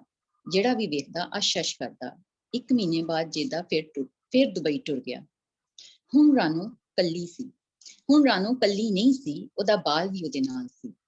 ਸਾਰਾ ਦਿਨ ਕੰਮ ਕਰਕੇ ਗੂੜੀ ਨੀਂਦਰ ਸੌਂਦੀ, ਪਰ ਰਾਤ ਦੇ ਪਿਛਲੇ ਪੈਰ ਹੌਕੇ ਨਾਲ ਉਹਦੀ ਅੱਖ ਖੁੱਲ ਜਾਂਦੀ ਤੇ ਫਿਰ ਉਹਨੂੰ ਉਸ ਵੇਲੇ ਆਪਣੇ ਕਾਕੇ ਦੀ ਵੀ ਆਵਾਜ਼ ਨਾ ਆਉਂਦੀ, ਕਿਉਂ ਜੇ ਅੰਦਰ ਦੀ ਸਵਾਣੀ ਕੁਝ ਹੋਰ ਮੰਗਦੀ ਸੀ। ਚੌਥੇ ਵਰੇ ਰਾਣੀ ਦੀ ਗੋਦੀ ਇੱਕ ਹੋਰ ਬਾਲ ਆ ਗਿਆ।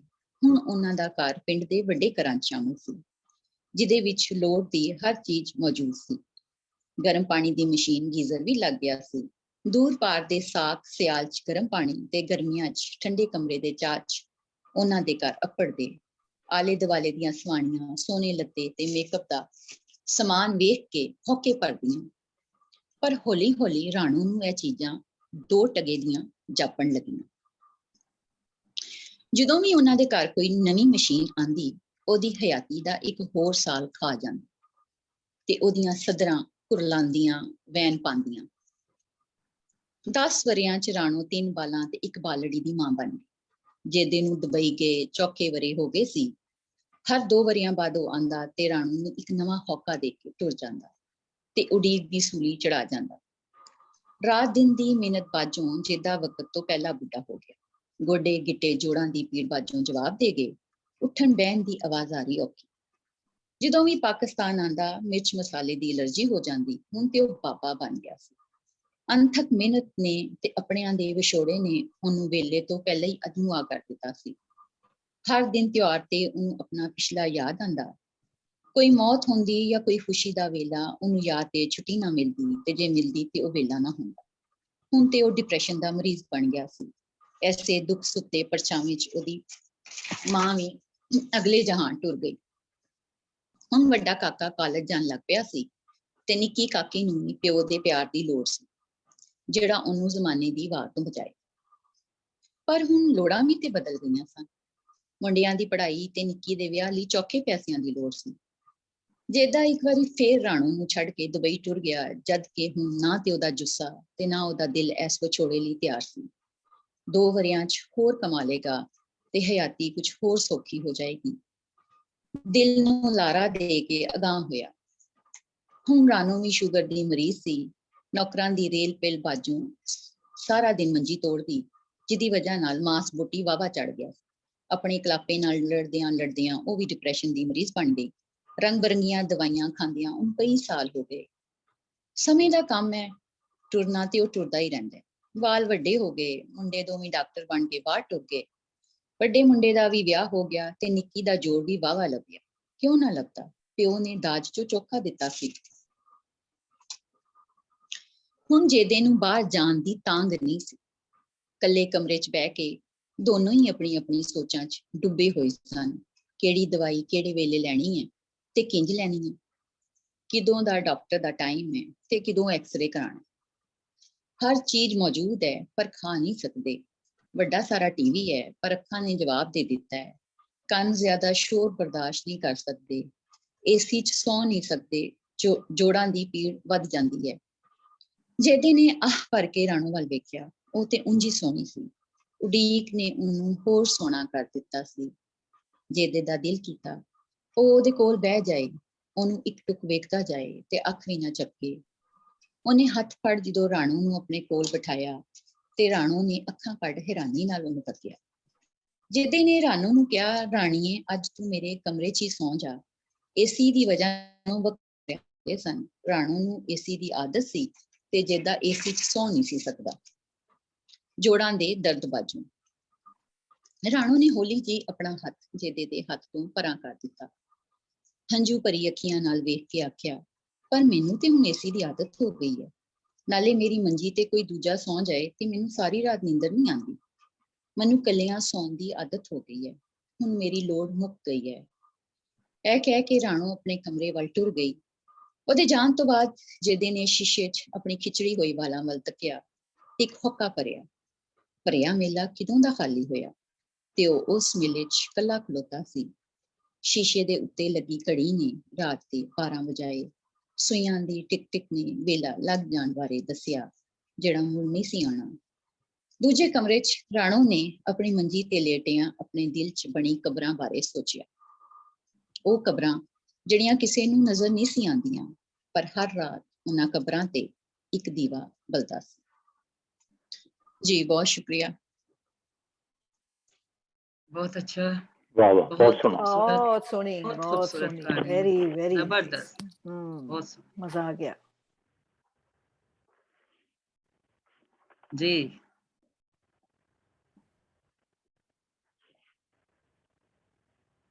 ਮੇਰੇ ਖਿਆਲ 'ਚ ਕਹਾਣੀ ਦੇ ਅਸਰ ਵਿੱਚ ਸਾਰੇ ਡੁੱਬੇ ਹੋਏ ਨੇ। ਬਿਲੀਜੀਤ that is true. ਬਿਲੀਜੀਤ ਗੱਲ ਕਰਨਗੇ। ਜੀ ਬਿਲੀਜੀਤ ਜੀ, ਬਿਲੀਜੀਤ ਜੀ। जी जी जी जी जी ਮੈਨੂੰ ਨਾ ਇਹ ਨੌਜਵਾਨ ਲੜਕੀ ਦੀ ਕਹਾਣੀ ਬੜੀ ਅੱਛੀ ਲੱਗੀ ਹੈ। ਇਸ ਕਹਾਣੀ ਵਿੱਚ ਫਿਕਸ਼ਨ ਹੈਗਾ। ਮੈਂ ਥੋੜਾ ਸਖਤ ਜਿਹਾ ਬੰਦਾ ਹੈਗਾ ਤਾਂ ਮੈਂ ਛੇਤੀ ਖੜੇ ਪਾਸ ਨਹੀਂ ਕਰ ਸਕਦਾ ਕਿਸੇ ਨੂੰ, ਲੇਕਿਨ ਇਸ ਲੜਕੀ ਦੀ ਕਹਾਣੀ ਵਿੱਚ ਮੈਨੂੰ ਨਾ ਫਿਕਸ਼ਨ ਨਜ਼ਰ ਆਇਆ ਕਿ ਫਿਕਸ਼ਨ ਇਹਦੇ ਕੋਲ ਹੈਗਾ ਕਿ ਮਸ਼ੀਨਾਂ ਦੇ ਘਰ ਵਿੱਚ ਚਲਦੀਆਂ। ਤੇ ਮੈਂ ਸਮਝਦਾ ਜਿਹੜੀ ਉਸ ਜੋ ਹਾਲਾਤ ਪੈਦਾ ਕੀਤੇ ਹੈਗੇ ਤੇ ਉਹ ਜਿਹੜੀ ਘਰ ਵਾਲੀ ਹੈਗੀ ਆ ਰਾਣੋ ਹੈਗੀ, ਉਹਨੂੰ ਵੀ ਬੱਚੇ ਪੈਦਾ ਕਰਨ ਦੀ ਮਸ਼ੀਨ ਸਮਝਿਆ ਜਾਂਦਾ ਤੇ ਰਲ ਮਿਲਾ ਕੇ ਉਹ ਆਪਦੀ ਜ਼ਿੰਦਗੀ ਖਤਮ ਕਰ ਲੈਂਦੇ ਨੇ ਤੇ ਮੁੜ ਕੇ ਉਹ ਕਬਰਾਂ ਵਰਗੀ ਜ਼ਿੰਦਗੀ ਰਹਿ ਜਾਂਦੀ ਜਿਹਦੇ ਦੀਵੇ ਬਲਦੇ ਨੇ। ਤੇ ਮੈਂ ਲੜਕੀ ਨੂੰ ਇਹ ਗੱਲ ਜ਼ਰੂਰ ਕਹਿਣੀ ਚਾਹੁੰਦਾ ਕਿ ਜਿੰਨੀਆਂ ਵੀ ਉਹਨੇ ਕਹਾਣੀਆਂ ਲਿਖੀਆਂ ਨੇ ਉਹ ਹਮੇਸ਼ਾ ਆਪਣੇ ਮੇਜ਼ ਤੇ ਰੱਖਣ ਤੇ ਜਦੋਂ ਨਵੀਂ ਕਹਾਣੀ ਲਿਖਣ ਉਹਨਾਂ ਸਾਰੀਆਂ ਨੂੰ ਪਹਿਲਾਂ ਪੜ੍ਹਨ ਔਰ ਇਹ ਸਮਝਣ ਕਿ ਮੈਂ ਆਪਣੀਆਂ ਕਹਾਣੀਆਂ ਨਾਲੋਂ ਜਿਹੜੀਆਂ ਪਹਿਲਾਂ ਲਿਖੀਆਂ ਉਹਨਾਂ ਨਾਲੋਂ ਮੈਂ ਅੱਛੀ ਕਹਾਣੀ ਲਿਖਣੀ ਹੈ। ਉਹਦਾ ਮੁਕਾਬਲਾ ਕਿਸੇ ਨਾਲ ਨਹੀਂ, ਉਹਦਾ ਮੁਕਾਬਲਾ ਆਪਣੀਆਂ ਕਹਾਣੀਆਂ ਦੇ ਨਾਲ ਹੈਗਾ ਜਿਹੜੀਆਂ ਉਹਨੇ ਪਹਿਲਾਂ ਲਿਖੀਆਂ ਨੇ। ਅਗਰ ਉਹ ਆਪਣੇ ਨਾਲੋਂ ਵਧੀਆ ਕਹਾਣੀ ਲਿਖਦੀ ਹੈ ਤਾਂ ਉਹ ਸਮਝੇ ਕਿ ਉਹ ਤਰੱਕੀ ਕਰਦੀ ਹੈ। ਔਰ ਮੈਂ ਇਹ ਵੀ ਉਹਨਾਂ ਨੂੰ ਕਹਿਣਾ ਚਾਹੁੰਦਾ ਕਿ ਉਹਨਾਂ ਨੇ ਜੋ ਫਿਕਸ਼ਨ ਹੁੰਦਾ ਇਸ ਰੱਜ ਕੇ ਲਿਖਣਾ ਚਾਹੀਦਾ, ਰੱਜ ਕੇ ਡਿਟੇਲ ਲਿਖਣੀ ਚਾਹੀਦੀ ਹੈ। ਫਿਕਸ਼ਨ ਸ਼ਾਰਟ ਹੈਂਡ ਨਹੀਂ ਹੁੰਦਾ, ਫਿਕਸ਼ਨ ਲੌਂਗ ਹੈਂਡ ਹੁੰਦਾ। ਥੈਂਕ ਯੂ ਜੀ ਬਹੁਤ ਹਾਂ ਸ਼ੁਕਰੀਆ ਵੀ ਮੈਂ ਉਹਨਾਂ ਨੂੰ ਬਲਜੀਤ ਜੀ। ਮੁਬਾਰਕ ਦਿੰਦਾ, ਹਾਂ ਵੀ ਮੈਂ ਉਹਨਾਂ ਨੂੰ ਹਾਂ। ਮੁਬਾਰਕਬਾਦ ਦਿੰਦਾ। ਥੈਂਕ ਯੂ ਜੀ ਜੀ ਜੀ ਬਹੁਤ ਸ਼ੁਕਰੀਆ ਜੀ। ਮੇਰੀ ਹਾਂਜੀ ਜੀ ਜੀ ਜੀ ਤਲਤ ਜੀ, ਹੁਣ ਤੁਸੀਂ ਨਹੀਂ ਬੋਲਣਾ, ਹੁਣ ਬਾਕੀ ਸਾਰੇ ਗੱਲਬਾਤ ਕਰਨਗੇ ਤੇ ਤੁਸੀਂ ਸੁਣੋ ਹੁਣ। ਹਾਂਜੀ, ਹੋਰ ਕੋਈ ਦੋਸਤ ਸਾਡੇ ਗੱਲ ਕਰਨ ਕਹਾਣੀ ਬਾਰੇ?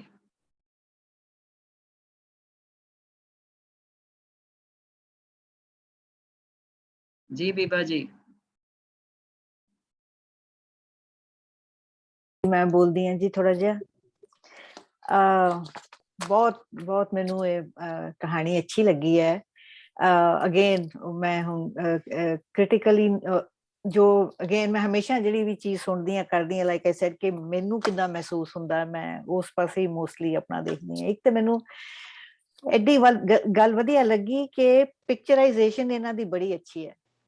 ਜਿੱਦਾਂ ਬਲੀਜੀਤ ਜੀ ਹਮੇਸ਼ਾ ਕਹਿੰਦੇ ਨੇ ਕਿ ਤੁਸੀਂ ਬੰਦੇ ਨੂੰ ਪਲੇਸ ਕਰਨਾ ਹੈ, ਉਹ ਕਿੱਥੇ ਹੈਗਾ ਹੈ ਕਿੱਥੇ। ਇਹਨਾਂ ਨੇ ਮੇਰੇ ਖਿਆਲ 'ਚ ਕਾਫੀ ਹੱਦ ਤੱਕ ਪਲੇਸ ਕੀਤਾ ਹੈ ਉਹਨੂੰ, ਜਿਹੜਾ ਉਹਦਾ ਪਿੰਡ ਦਾ ਉਹ ਤੁਰੀ ਆ ਰਹੀ ਆਪਣੇ ਭਰਾ ਦੇ ਨਾਲ, ਉਹਨੇ ਉਹਨੂੰ ਵੇਖਿਆ ਹੈ। ਫਿਰ ਉਹਦਾ ਜਿਹੜਾ ਨਵਾਂ ਘਰ ਹੈਗਾ ਆ ਉੱਥੇ ਉਹਨਾਂ ਨੇ ਉਹਨੂੰ ਇੱਕ ਜਗ੍ਹਾ ਤੇ ਉਹਨੂੰ ਐਂਕਰ ਕੀਤਾ ਆ ਆਪਣੇ ਕੈਰੈਕਟਰ ਨੂੰ। ਔਰ ਫਿਰ ਉਹ ਜਿਹੜਾ ਉਹਦਾ ਵੀ ਜਿਹੜਾ ਉਹਦਾ ਘਰ ਵਾਲਾ ਸੀ, ਆਈ ਫੋਰਗੇਟ ਹਿਸ ਨੇਮ, ਉਹਦਾ ਵੀ ਜਿੱਦਾਂ ਕਿ ਵੀ ਇੱਕ ਇਕੱਲੇ ਕਮਰੇ 'ਚ ਰਹਿੰਦਾ ਹੈ ਉੱਥੇ, ਤੇ ਉਹਦੀ ਜ਼ਿੰਦਗੀ ਕੈਸੀ ਹੈਗੀ ਹੈ। ਤੇ ਫਿਰ ਜਦੋਂ ਵਾਪਸ ਆਉਂਦਾ ਹੈ ਤੇ ਉਹ ਵੀ ਜਿੱਦਾਂ ਕਿ ਵੀ ਉਹ ਹੀ ਵਾਂਟਸ ਰੂਮ ਵਿਦਆਊਟ ਐਨ ਏਸੀ, ਉਹ ਏਸੀ ਵਾਲੇ ਕਮਰੇ 'ਚ ਰਹਿੰਦੀ ਹੈ। ਸੋ ਜਿਹੜੇ ਕੈਰੈਕਟਰਸ ਨੇ ਉਹਨਾਂ ਉਹ ਜਿਹੜੀ ਜਗ੍ਹਾ ਤੇ ਜਾਂਦੇ ਨੇ ਉਹ ਸਾਨੂੰ ਇੱਕ ਕਾਈਂਡ ਆਫ ਨਾਲ ਲੈ ਕੇ ਜਾਂਦੇ ਆ।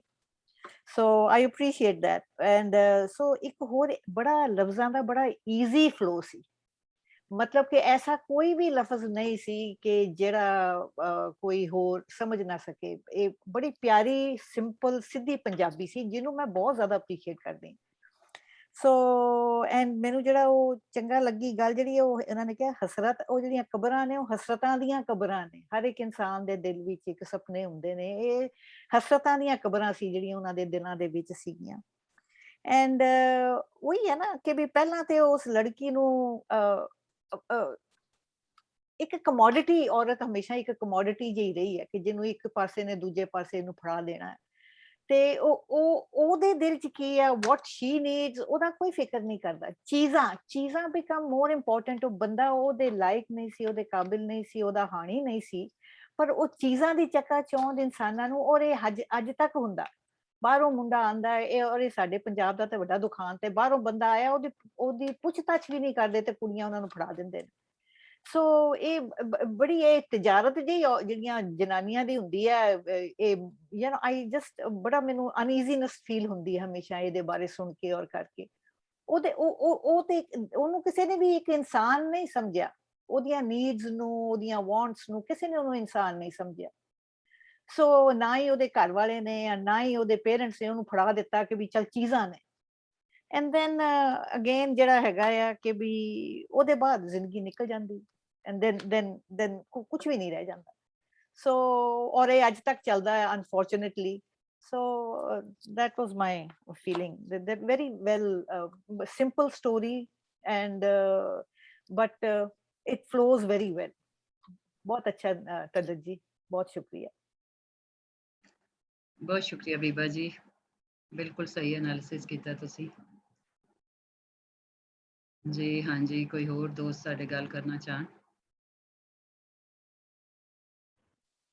मैं थोड़ी जी गल कर लेना जी कि जी अमर जी जरूर।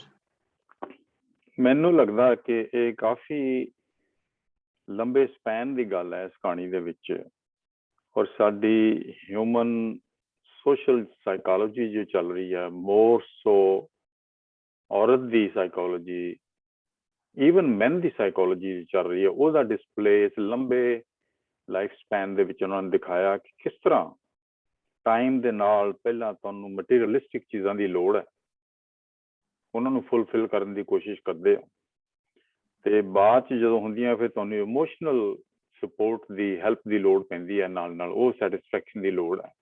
ਜਦੋਂ ਟਾਈਮ ਲੰਘਦਾ ਜਾਂਦਾ ਤੇ ਅਖੀਰ ਦੇ ਵਿੱਚ ਇੱਕ ਕੰਪਰੋਮਾਈਜ਼ ਜਿਹੀ ਦੀ ਸਟੇਜ ਆ ਜਾਂਦੀ ਹੈ, ਔਰ ਉਹ ਕੰਪਰੋਮਾਈਜ਼ ਦੀ ਸਟੇਜ ਹੈ ਤੇ ਨਾ ਉਹਨਾਂ ਉਧਰੋਂ ਗੱਲ ਪੂਰੀ ਹੋਈ ਨਾ ਉਧਰੋਂ ਗੱਲ ਪੂਰੀ ਹੋਈ, ਤੇ ਉਹ ਕੰਪਰੋਮਾਈਜ਼ ਦੇ ਵਿੱਚ ਹੀ ਫਿਰ ਜ਼ਿੰਦਗੀ ਦਾ ਖਤਮ ਹੋ ਜਾਂਦਾ, ਐਕਸੈਪਟੈਂਸ ਦੀ ਸਟੇਜ ਆ ਜਾਂਦੀ ਹੈ ਉਸ ਚੀਜ਼ ਦੀ। ਮੈਨੂੰ ਇਹ ਚੀਜ਼ ਵਿਵਿਡਲੀ ਸਾਫ਼ ਨਜ਼ਰ ਆਈ ਹੈ ਕਿ ਕਿੱਦਾਂ ਸੁਸਾਇਟੀ ਦੇ ਵਿੱਚ ਲੋਕਾਂ ਦਾ ਕਾਰੋਬਾਰ, ਲੋਕਾਂ ਦੇ ਕੰਮ ਹੁੰਦੇ ਨੇ ਦਿਨ ਬ ਦਿਨ, ਮਟੀਰੀਅਲਿਸਟਿਕ ਤੋਂ ਇਮੋਸ਼ਨਲ ਸਪੋਰਟ ਤੋਂ ਅੱਗੇ ਫਿਰ ਕੰਪਰੋਮਾਈਜ਼ ਤੇ ਜਾਂ ਡਿਸਕਰੇਜ ਹੋ ਜਾਂਦੇ ਨੇ, ਜਾਂ ਕੰਪਰੋਮਾਈਜ਼ ਕਰਕੇ ਆਪਣੇ ਅਖੀਰ ਦੇ ਵਿੱਚ। ਪਰ ਇਹ ਬੀਬਾ ਜੀ ਦੀ ਗੱਲ ਬੜੀ ਠੀਕ ਹੈ, ਤੁਹਾਡੀਆਂ ਇਹ ਦਬੀਆਂ ਖਾਸ਼ਾਂ ਜਿਹੜੀਆਂ ਨੇ ਉਹਨਾਂ ਦੀਆਂ ਕਬਰਾਂ ਨੂੰ ਉੱਤੇ ਅਸੀਂ ਲੈ ਕੇ ਬੈਠੇ ਹੋ। ਬਹੁਤ ਵਧੀਆ, ਮੈਨੂੰ ਬੜੀ ਪਸੰਦ ਆਈ, ਬਹੁਤ ਸੋਹਣਾ ਇਹਨਾਂ ਨੇ ਬੋਲਿਆ ਵੀ, ਬਹੁਤ ਸਾਫ਼ ਔਰ ਸਿੰਪਲ ਲੈਂਗੁਏਜ, ਸਭ ਨੂੰ ਸਮਝ ਆਈ। ਬੜੀ ਮਿਹਰਬਾਨੀ। ਇੱਕ ਗੱਲ ਜੇ ਮੈਂ ਸਮੀਨਾ ਜੀ ਤੁਹਾਡੀ ਇਜਾਜ਼ਤ ਹੋਵੇ, ਇੱਕ ਗੱਲ ਮੈਂ ਐਡ ਕਰਨਾ ਚਾਹੁੰਦੀ ਹਾਂ। ਜੀ ਜ਼ਰੂਰ। ਕਿ ਇੱਕ ਕਹਾਣੀ ਹਮੇਸ਼ਾ ਇੱਕ ਆਦਮੀ ਦੀ ਹੋਈ ਹੁੰਦੀ ਹੈ ਐਕਚੁਅਲੀ। ਜਿਹੜੀ ਔਰਤ ਹੈਗੀ ਹੈ, she is always a supporting character. ਨਾ ਉਹਦੀ ਪਹਿਲਾਂ ਕੋਈ ਔਕਾਤ ਸੀ, ਨਾ ਉਹਦੀ ਹਸਰਤਾਂ ਦੀ ਜਾਂ ਉਹਦੀ ਜ਼ਰੂਰਤ ਦੀ, ਉਹਦੀ ਇਟ ਹੈਡ ਨੋ ਵੈਲਿਊ। ਔਰ ਉਹ ਸਿਰਫ ਉਸ ਬੰਦੇ ਦੀ ਸੀਗੀ ਕਿ ਵੀ ਉਹਨੇ ਜਾਣਾ ਸੀ, ਉਹਨੇ ਕਰਨਾ ਸੀ। ਇਟਸ ਅਬਾਊਟ, ਇਹ ਕਹਾਣੀ ਕਦੇ ਵੀ ਔਰਤ ਦੀ ਨਹੀਂ। ਮੈਂ ਦੇਖਿਆ ਜਿਹੜੀ ਆਪਾਂ ਕਹਿੰਦੇ ਆ ਨਾ ਕਿ ਔਰਤ ਦੀ ਕਹਾਣੀ ਦੀ, ਨਹੀਂ, ਉਹ ਵਾਪਸ ਆਇਆ ਹੈ ਬਿਕੋਜ਼ ਉਹ ਨਹੀਂ ਕੁਝ ਕਰ ਸਕਿਆ। ਉਹਨੇ ਉਹਦੇ ਮੂੰਹ ਤੇ ਉਹ ਨਿਸ਼ਾਨਾ ਪਾਏ ਨੇ ਬਿਕੋਜ਼ ਉਹ ਆਪਣੀ ਮਰਦਾਨਗੀ ਦਿਖਾਣਾ ਚਾਹੁੰਦਾ ਹੈ। ਉਹਦੇ ਮੂੰਹ ਤੇ ਉਹਨੇ ਮੂੰਹ ਤੇ ਲੇਡੀ, ਔਰਤ ਦੇ ਮੂੰਹ ਤੇ ਜਿਹੜਾ ਨਿਸ਼ਾਨ ਹੁੰਦਾ ਇੱਕ ਮਰਦ ਦੀ ਮਰਦਾਨਗੀ ਦਾ ਉਹ ਨਿਸ਼ਾਨ ਹੁੰਦਾ। ਇਹ ਕਹਾਣੀ ਸਾਰੀਆਂ ਆਦਮੀਆਂ ਦੀਆਂ ਹੀ ਹੈ, ਉਹਨਾਂ ਦੀ ਜ਼ਰੂਰਤ, ਉਹਨਾਂ ਦਾ ਵਕਤ। ਤੇ ਜਦੋਂ ਵਾਪਸ ਆਂਦਾ ਤੇ ਉਹ ਆਪਣੀ ਜ਼ਰੂਰਤ ਨੂੰ ਵਾਪਸ ਆਉਂਦਾ, ਇਹ ਉਹਦੀ ਜ਼ਰੂਰਤ ਨੂੰ ਨਹੀਂ ਵਾਪਸ ਆਉਂਦਾ। ਤੇ ਜੇ ਉਹਦੇ ਹੱਥ ਪੈਰ ਚੱਲਦੇ ਰਹਿੰਦੇ ਹਾਲੇ ਵੀ ਉਹ ਉੱਥੇ ਹੀ ਰਹਿੰਦਾ। ਜਦ ਉਹ ਕਮਜ਼ੋਰ ਹੋ ਜਾਂਦਾ ਹੈ ਤੇ ਫਿਰ ਉਹ ਔਰਤ ਵੱਲ ਆਉਂਦਾ ਹੈ, ਫਿਰ ਉਹ ਉਹਨੂੰ ਕੰਪਰੋਮਾਈਜ਼ ਕਰਦਾ ਹੈ, ਫਿਰ ਹਾਂ ਮੈਂ ਤੈਨੂੰ ਸਮਝਦਾ, ਨਾਟ ਬਿਕੋਜ਼ ਉਹਦੇ ਦਿਲ ਨੂੰ ਵਾਕਈ ਸਮਝਦਾ, ਬਿਕੋਜ਼ ਉਹਨੂੰ ਲੋੜ ਹੈ, ਆਦਮੀ ਨੂੰ ਲੋੜ ਹੈ, ਉਹ ਆਪਣੀ ਲੋੜ ਨੂੰ ਵਾਪਸ ਆਉਂਦਾ। ਹੁਣ ਵੀ ਉਹਨੂੰ ਕਹਿੰਦਾ ਤੂੰ ਮੇਰੇ ਕਮਰੇ ਚ, ਆਪਣੀ ਲੋੜ ਨੂੰ ਕਹਿੰਦਾ, ਉਹਦੀ ਲੋੜ ਬਾਰੇ ਤਾਂ ਕੋਈ ਖਿਆਲ ਹੀ ਨਹੀਂ। ਸੋ ਹਮੇਸ਼ਾ ਮੈਂ ਦੇਖਿਆ ਕਿ ਕਹਿੰਦੇ ਅਸੀਂ ਕਿ ਵੀ ਇਹ ਵੂਮਨ ਸੈਂਟਰਿਕ ਕਹਾਣੀਆਂ ਨੇ, ਨਹੀਂ ਹੈਗੀਆਂ, ਇਹ ਸਾਰੀਆਂ ਆਦਮੀਆਂ ਦੀਆਂ ਕਹਾਣੀਆਂ ਨੇ ਕਿ ਉਹ ਉਸ ਵਕਤ ਕਿੱਥੇ ਨੇ, ਉਹਨਾਂ ਦੀ ਜ਼ਰੂਰਤ ਕੀ ਹੈ, ਉਹਨਾਂ ਦੀ ਮੰਗ ਕੀ ਹੈ। ਔਰ ਇਹਨਾਂ ਨੇ ਸ਼ੁਰੂ ਤੋਂ ਦੱਸਿਆ ਕਿ ਉਹਨੇ ਇਹਨੂੰ ਵੇਖਿਆ ਹੈ ਤੇ ਉਹਨੇ ਆਖਿਆ ਕਿ ਮੈਂ ਇਸ ਲੜਕੀ ਨਾਲ ਵਿਆਹ ਕਰਨਾ, ਹਾਲਾਂਕਿ ਉਹ ਤੋਂ ਕਾਫੀ ਵੱਡਾ ਸੀ। ਪਰ ਮਤਲਬ ਕਦੇ ਵੀ ਕੋਈ ਵੂਮਨ ਸੈਂਟਰਿਕ ਕਹਾਣੀਆਂ ਹੁੰਦੀਆਂ ਨਹੀਂ, ਇਹ ਸਾਰੀਆਂ ਹਮੇਸ਼ਾ ਹੀ, ਜੇ ਤੁਸੀਂ ਸਾਰੀ ਕਹਾਣੀ ਨੂੰ ਐਨਾਲਾਈਜ਼ ਕਰੋ, they are all about man, about their needs, about their values. So ਹਮੇਸ਼ਾ ਤਕਲੀਫ ਦੇ ਗੱਲ ਹੈ। ਸ਼ੁਕਰੀਆ। ਠੀਕ ਹੈ ਬੀਬਾ ਜੀ, ਤੁਸੀਂ ਆਪਣੀ ਪੜਾਸ ਕੱਢ ਲਈਏ, ਬਿਲਕੁਲ ਸਹੀ ਕਿਹਾ ਹੈ ਤੁਸੀਂ। ਹੁਣ ਮੇਰੀ ਪਤਾ ਨਹੀਂ ਕੀ ਹਾਲਤ ਹੋਣੀ ਅੱਜ, ਮੈਨੂੰ ਹੁਣ ਮੇਰੇ ਤੋਂ ਪੁੱਛਿਓ ਬਾਅਦ ਵਿੱਚ, ਨੈਕਸਟ ਵੀਕ ਮੈਂ ਤੁਹਾਨੂੰ ਦੱਸਾਂਗਾ। ਜੀ ਜੀ ਹਾਂਜੀ, ਹੋਰ ਕੋਈ ਦੋਸਤ ਗੱਲ ਕਰਨਾ ਚਾਹਣ? ਮੈਂ ਥੋੜੀ ਜਿਹੀ ਗੱਲ ਕਰਾਂਗਾ ਜੀ। ਜੀ ਜੀ ਸਰ ਜੀ। ਮੈਂ ਬੀਬਾ ਜੀ ਦੀ ਗੱਲ ਤੋਂ ਬਿਲਕੁਲ 1% ਵੀ ਮੁਤਫਿਕ ਨਹੀਂ ਹਾਂ, ਐਗਰੀ ਨਹੀਂ ਕਰਦਾ। ਇਹ ਵੂਮਨ ਸੈਂਟਰਿਕ ਕਹਾਣੀ ਹੈ ਔਰ ਇੱਕ ਔਰਤ ਨੇ ਹੀ ਲਿਖੀ ਹੈ, ਔਰ ਸ਼ੁਰੂ ਦੇ ਵਿੱਚ ਸਟਾਰਟ 'ਚ ਬਹੁਤ ਜ਼ਿਆਦਾ ਉਹਨਾਂ ਨੇ ਇਹਦੇ ਤੇ ਉਹਨੂੰ ਸਪੇਸ ਦਿੱਤੀ ਹੈ ਕਿ ਉਹਦੀਆਂ ਫੀਲਿੰਗਸ ਕੀ ਨੇ, ਉਹਦਾ ਰਿਸ਼ਤਾ ਹੋ ਰਿਹਾ ਹੈ, ਉਹ ਸਾਰਾ ਕਿਸ ਤਰ੍ਹਾਂ ਸੋਚ ਰਹੀ ਹੈ, ਇਹ ਉਹ। ਐਂਡ ਤੇ ਵੀ ਉਹ ਇਨਕਾਰ ਕਰਕੇ ਉਹ ਉੱਠਦੀ ਹੈ, ਮਰਦ ਜੋ ਜਦੋਂ ਉਹਨੂੰ ਕਹਿੰਦਾ ਕਿ ਤੂੰ ਬੈਠ ਜਾ, ਕਹਿੰਦੀ ਮੈਂ ਨਹੀਂ ਬੈਠਣਾ, ਉਹ ਬਦਲਾ ਲੈ ਲੈਂਦੀ ਹੈ। ਤੇ ਮੈਂ ਸਮਝਦਾ ਬੜੀ ਬੈਲੈਂਸਡ ਕਹਾਣੀ ਹੈ। ਇਹਦੇ ਵਿੱਚ ਜਿਹੜਾ ਹੈ ਸਵਾਣੀ ਵੱਲੋਂ ਕਹਾਣੀ ਕੀਤੀ ਗਈ ਹੈ, ਬਲਕਿ ਲਿਖੀ ਵੀ ਇੱਕ ਜ਼ਨਾਨੀ ਨੇ ਹੀ ਹੈ ਕਹਾਣੀ, ਔਰ ਜਿੰਨਾ ਵੀ ਉਹਦੇ ਵਿੱਚ ਉਹਨੂੰ ਸਪੇਸ ਦੇ ਕੇ ਉਹਦੇ ਫੀਲਿੰਗਸ ਕੀਤੇ ਜਾ ਸਕਦੇ ਸੀ ਉਹ ਕੀਤੇ ਗਏ ਨੇ। ਬੀਬਾ ਜੀ ਜਿਹੜੇ ਨੇ ਨਾ ਉਹ ਐਕਸਟ੍ਰੀਮਿਸਟ ਫੈਮਿਨਿਸਟ ਲੱਗਦੇ ਨੇ ਮੈਨੂੰ, ਬਹਰਹਾਲ। ਤੇ ਐਂਡ ਆਈ ਡੋਂਟ ਅਪੋਲੋਜਾਈਜ਼। ਮੈਂ ਥੋੜਾ ਜਿਹਾ ਛੇੜ ਵੀ ਰਿਹਾ ਤੁਹਾਨੂੰ, ਤੇ ਉਹ ਹੈਗਾ ਕਿ ਐਂਡ ਮੈਨੂੰ ਕਨਵਿੰਸਿੰਗ ਨਹੀਂ ਲੱਗਾ ਥੋੜਾ ਜਿਹਾ। ਜ਼ਰੂਰੀ ਨਹੀਂ ਹੈ ਕਿ ਐਂਡ ਅਸੀਂ ਸੈਡ ਹੀ ਕਰੀਏ, ਪੈਸੀਮਿਸਟਿਕ ਹੀ ਕਰੀਏ। ਲਿਟਰੇਚਰ ਨੂੰ ਹੋਪ ਵੀ ਦੇਣੀ ਚਾਹੀਦੀ ਹੈ, ਕੋਈ ਰਸਤਾ ਕੱਢਣਾ ਚਾਹੀਦਾ ਹੈ। ਇਹ ਵੀ ਹੋ ਸਕਦਾ ਹੈ ਕਿ ਜਿਹੜੇ ਦੀਵੇ ਬਲਦੇ ਪਏ ਨੇ ਕਬਰਾਂ ਤੇ, ਉਹ ਦੀਵਾ ਬੁਝਾ ਕੇ ਵਾਪਸ ਆ ਜਾਂਦੀ ਔਰ ਉਹਨੂੰ ਕਹਿੰਦੀ ਉਹਦੇ ਬੰਦੇ ਕੋਲ ਵਾਪਸ ਆ ਜਾਂਦੀ, ਕੋਈ ਇਸ ਤਰ੍ਹਾਂ ਦਾ। ਔਰ ਮਰਦ ਹੈ ਬੇਸ਼ੱਕ, ਲੇਕਿਨ ਉਹ ਉੱਥੇ ਜਿਹੜਾ ਦੁਬਈ ਰਿਹਾ ਆਪਣੀ ਔਲਾਦ ਲਈ ਰਿਹਾ, ਆਪਣੀ ਬੀਵੀ ਲਈ ਰਿਹਾ। ਉਹਦੇ ਵਿੱਚ ਬਿਲਕੁਲ ਤੁਸੀਂ ਉਹਨੂੰ ਇਲਜ਼ਾਮ ਨਹੀਂ ਦੇ ਸਕਦੇ ਕਿ ਉਹ ਗਲਤ ਕਰ ਰਿਹਾ ਸੀ, ਜਦ ਇਕਨੋਮਿਕ ਸਪੇਸ ਹੈ ਹੀ ਨਹੀਂ, ਜਦ ਕੋਈ ਇਕਨੋਮਿਕ ਉਹਦੇ ਲਈ ਸਕੋਪ ਹੀ ਨਹੀਂ ਹੈ ਆਪਣੇ ਮੁਲਕ 'ਚ, ਕਿ ਉਹ ਕਮਾਈ ਕਰਨ ਗਿਆ ਉੱਥੇ, ਬੱਚੇ ਪਾਲਦਾ, ਉਹਨਾਂ ਦੇ ਵਿਆਹ ਕਰਦਾ, ਸਾਰਾ ਕੁਛ ਉਹ ਕਰ ਰਿਹਾ ਹੈਗਾ। ਘਾਟੇ ਵੀ ਨੇ, ਮੈਂ ਉਹਨੂੰ ਕੋਈ ਡਿਫੈਂਡ ਨਹੀਂ ਕਰ ਰਿਹਾ, ਉਹ ਕੋਈ ਹੈ ਜਿਹੜਾ ਹੈ, ਲੇਕਿਨ ਹੈ ਕਿ ਉਹ ਇੱਕ ਬੜੇ ਕਾਫੀ ਫਰਜ਼ ਵੀ ਅਦਾ ਕਰ ਰਿਹਾ ਹਾਵਨ ਦੇ ਤੌਰ ਤੇ ਵੀ, ਔਰ ਜਿਹੜਾ ਹੈ ਪਿਓ ਦੇ ਤੌਰ ਤੇ ਵੀ, ਫਾਦਰ ਦੇ ਤੌਰ ਤੇ ਵੀ। ਕਹਾਣੀ ਜਿਹੜੀ ਹੈ ਇਹਦੇ ਵਿੱਚ ਬੀਬਾ ਜੀ ਦੀ, ਬਲੀਜੀਤ ਨੇ ਗੱਲ ਕੀਤੀ ਸੀ ਕਿ ਬੜੀ ਅੱਛੀ ਹੈ, ਸਾਰੀਆਂ ਤਸਵੀਰਾਂ ਜਿਹੜੀਆਂ ਬਣਾਈਆਂ ਨੇ, ਡਿਟੇਲਸ ਵਗੈਰਾ ਕਾਫੀ ਨੇ। ਇੱਕ ਮੈਨੂੰ ਲੱਗਾ ਥੋੜਾ ਜਿਹਾ ਅਗਰ ਕੁਛ ਡਾਇਲੌਗਸ ਵੀ ਆਣੇ ਚਾਹੀਦੇ ਸਨ, ਬਹੁਤ ਜ਼ਿਆਦਾ ਨੈਰੇਟਿਵ ਹੈ ਕਹਾਣੀ ਜਿਹੜੀ ਹੈ, ਬਿਆਨੀਆਂ ਜਿਹਨੂੰ ਤੁਸੀਂ ਕਹਿੰਦੇ ਹੋ, ਕੁਛ ਕਿਤੇ ਕਿਤੇ ਇੱਕ ਇੱਕ ਦੋ ਦੋ, ਖਾਸ ਤੌਰ ਤੇ ਜਿਹੜੀ ਔਰਤ ਹੈ ਜਾਂ ਮਰਦ ਦੇ ਵਿੱਚ ਡਾਇਲੌਗਸ ਦੇ ਨਾਲ ਜ਼ਿਆਦਾ ਲਿਵਿੰਗ ਜਿਹੜਾ ਹੈ ਉਹ ਬਣ ਜਾਣੀ ਸੀ। ਤੇ ਬਹਰਹਾਲ ਬਹੁਤ ਅੱਛੀ ਕਹਾਣੀ ਹੈ, ਬੜੀ ਸ਼ਾਨਦਾਰ ਹੈ, ਔਰ ਮੈਂ ਲਖਾਰਨ ਜਿਹੜੇ ਹੈ ਉਹਨਾਂ ਨੂੰ ਮੁਬਾਰਕਬਾਦ ਦੇਣਾ ਵਾ, ਔਰ ਉਮੀਦ ਕਰਨਾ ਵਾ ਕਿ ਉਹ ਕਹਾਣੀਆਂ ਹੋਰ ਲਿਖਣਗੇ। ਖਾਸ ਤੌਰ ਤੇ ਸਾਡੇ ਪਾਸੇ ਤੇ ਬਹੁਤ ਘੱਟ ਔਰਤਾਂ ਕਹਾਣੀਆਂ ਲਿਖ ਰਹੀਆਂ ਨੇ, ਤੇ ਉਹ ਕਹਾਣੀਆਂ ਹੋਰ ਲਿਖਣ, ਕਿਤਾਬ ਬਣਾਉਣ ਤੇ ਬਹੁਤ ਬਹੁਤ ਜਿਹੜਾ ਵਧੀਆ ਕਹਾਣੀ ਹੈ, ਬਹੁਤ ਸੁਣਨ ਚ ਵੀ ਬੜਾ ਮਜ਼ਾ ਆਇਆ। ਜ਼ੁਬੈਰ ਸਰ ਤੁਸੀਂ ਬਹੁਤ ਇੱਕ ਗੱਲ ਸ਼ੁਕਰੀਆ। ਜ਼ੁਬੈਰ ਸਰ ਤੁਸੀਂ ਗੱਲ ਭੁੱਲ ਹਾਂਜੀ ਗਏ ਕਿ ਉਹਨਾਂ ਨੇ ਕਿਹਾ ਸੀਗਾ ਕਿ ਵੀ ਉਹ ਇੱਥੇ ਵੀ ਪਲੰਬਰ ਸੀ ਔਰ ਅੱਛੀ ਖਾਸੀ ਕਮਾਈ ਕਰ ਲੈਂਦਾ ਸੀ before he went to Dubai. ਇਹ ਕਹਾਣੀ ਦੇ ਸ਼ੁਰੂ ਚ ਗੱਲ ਹੋ ਚੁੱਕੀ ਹੈ, ਸ਼ਾਇਦ ਤੁਸੀਂ ਭੁੱਲ ਗਏ। ਹਾਂ ਅੱਛਾ ਠੀਕ ਹੈ, ਕਿਉਂਕਿ ਜ਼ੁਬੈਰ ਵੀ ਮਰਦ ਨੇ ਨਾ, ਉਹ ਜ਼ਾਹਰ ਹੈ ਉਹਨਾਂ ਨੇ ਮਰਦਾਂ ਲਈ ਵੀ ਤਾਂ ਕੁਝ ਕਰਨਾ ਹੈ ਬਾਹਰ। ਮੈਂ ਇੱਕ ਥੋੜੀ ਜਿਹੀ ਗੱਲ ਕਰਨੀ ਹੈ ਬੀਬਾ ਜੀ, ਕਿ ਜਿਹੜਾ ਉਹਦੇ ਅੰਦਰ ਜਿਹੜੀਆਂ ਕਬਰਾਂ ਨੇ ਨਾ, ਔਰ ਜਿਹੜਾ ਦੀਵਾ ਬਲਦਾ ਹੈ ਨਾ, ਮੈਂ ਸਮਝਨੀ ਹੈ ਕਿ ਉਹਦੇ ਅੰਦਰ ਕੋਈ ਹੋਪ ਹੈ ਵੇ।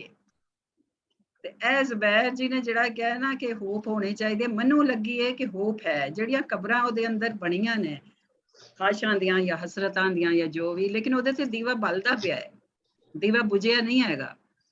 ਉਹ ਜਿਹੜਾ ਦੀਵਾ ਬਲਦਾ ਹੈ, ਮੈਨੂੰ ਲੱਗਦਾ ਕਿ ਕੁਝ ਹੋਪ ਹੈ। ਜੀ ਮੇਰਾ ਵੀ ਕੁਝ ਅਰਜ਼ ਕਰਾਂ ਇਸ ਬਾਰੇ ਚ। ਜੀ ਜੀ ਜ਼ਰੂਰ ਜੀ ਗੌਹਰ ਜੀ, ਤੁਸੀਂ ਅੱਛਾ ਤੁਹਾਨੂੰ ਜੀ ਆਇਆਂ ਨੂੰ।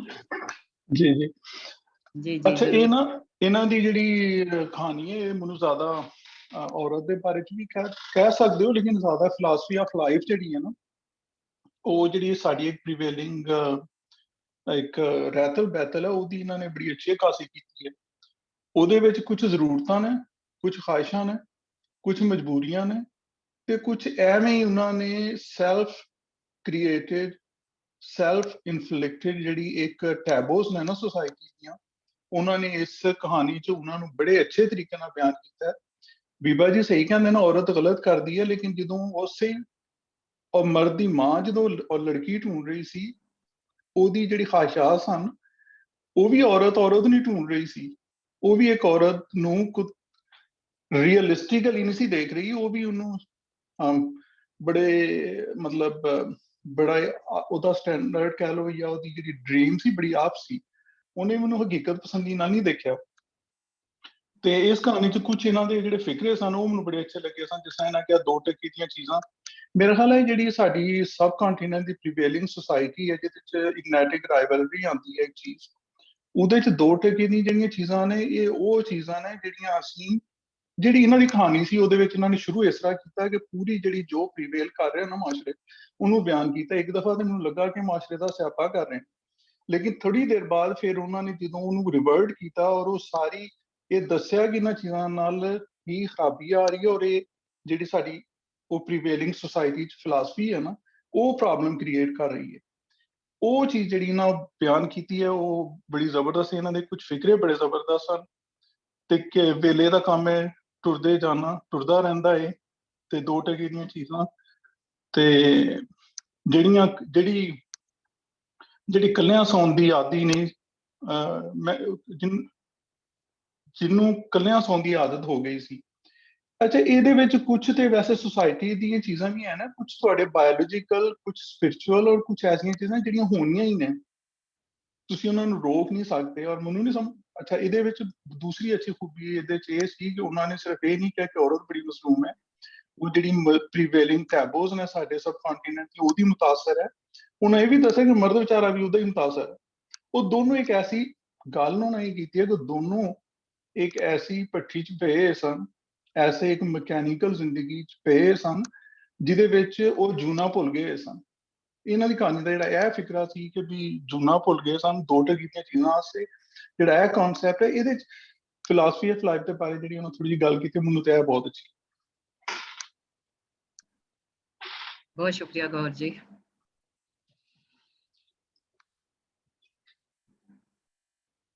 ਜੀ ਹਾਂਜੀ, ਕੋਈ ਹੋਰ ਦੋਸਤ ਗੱਲ ਕਰਨਾ ਚਾਹਣ?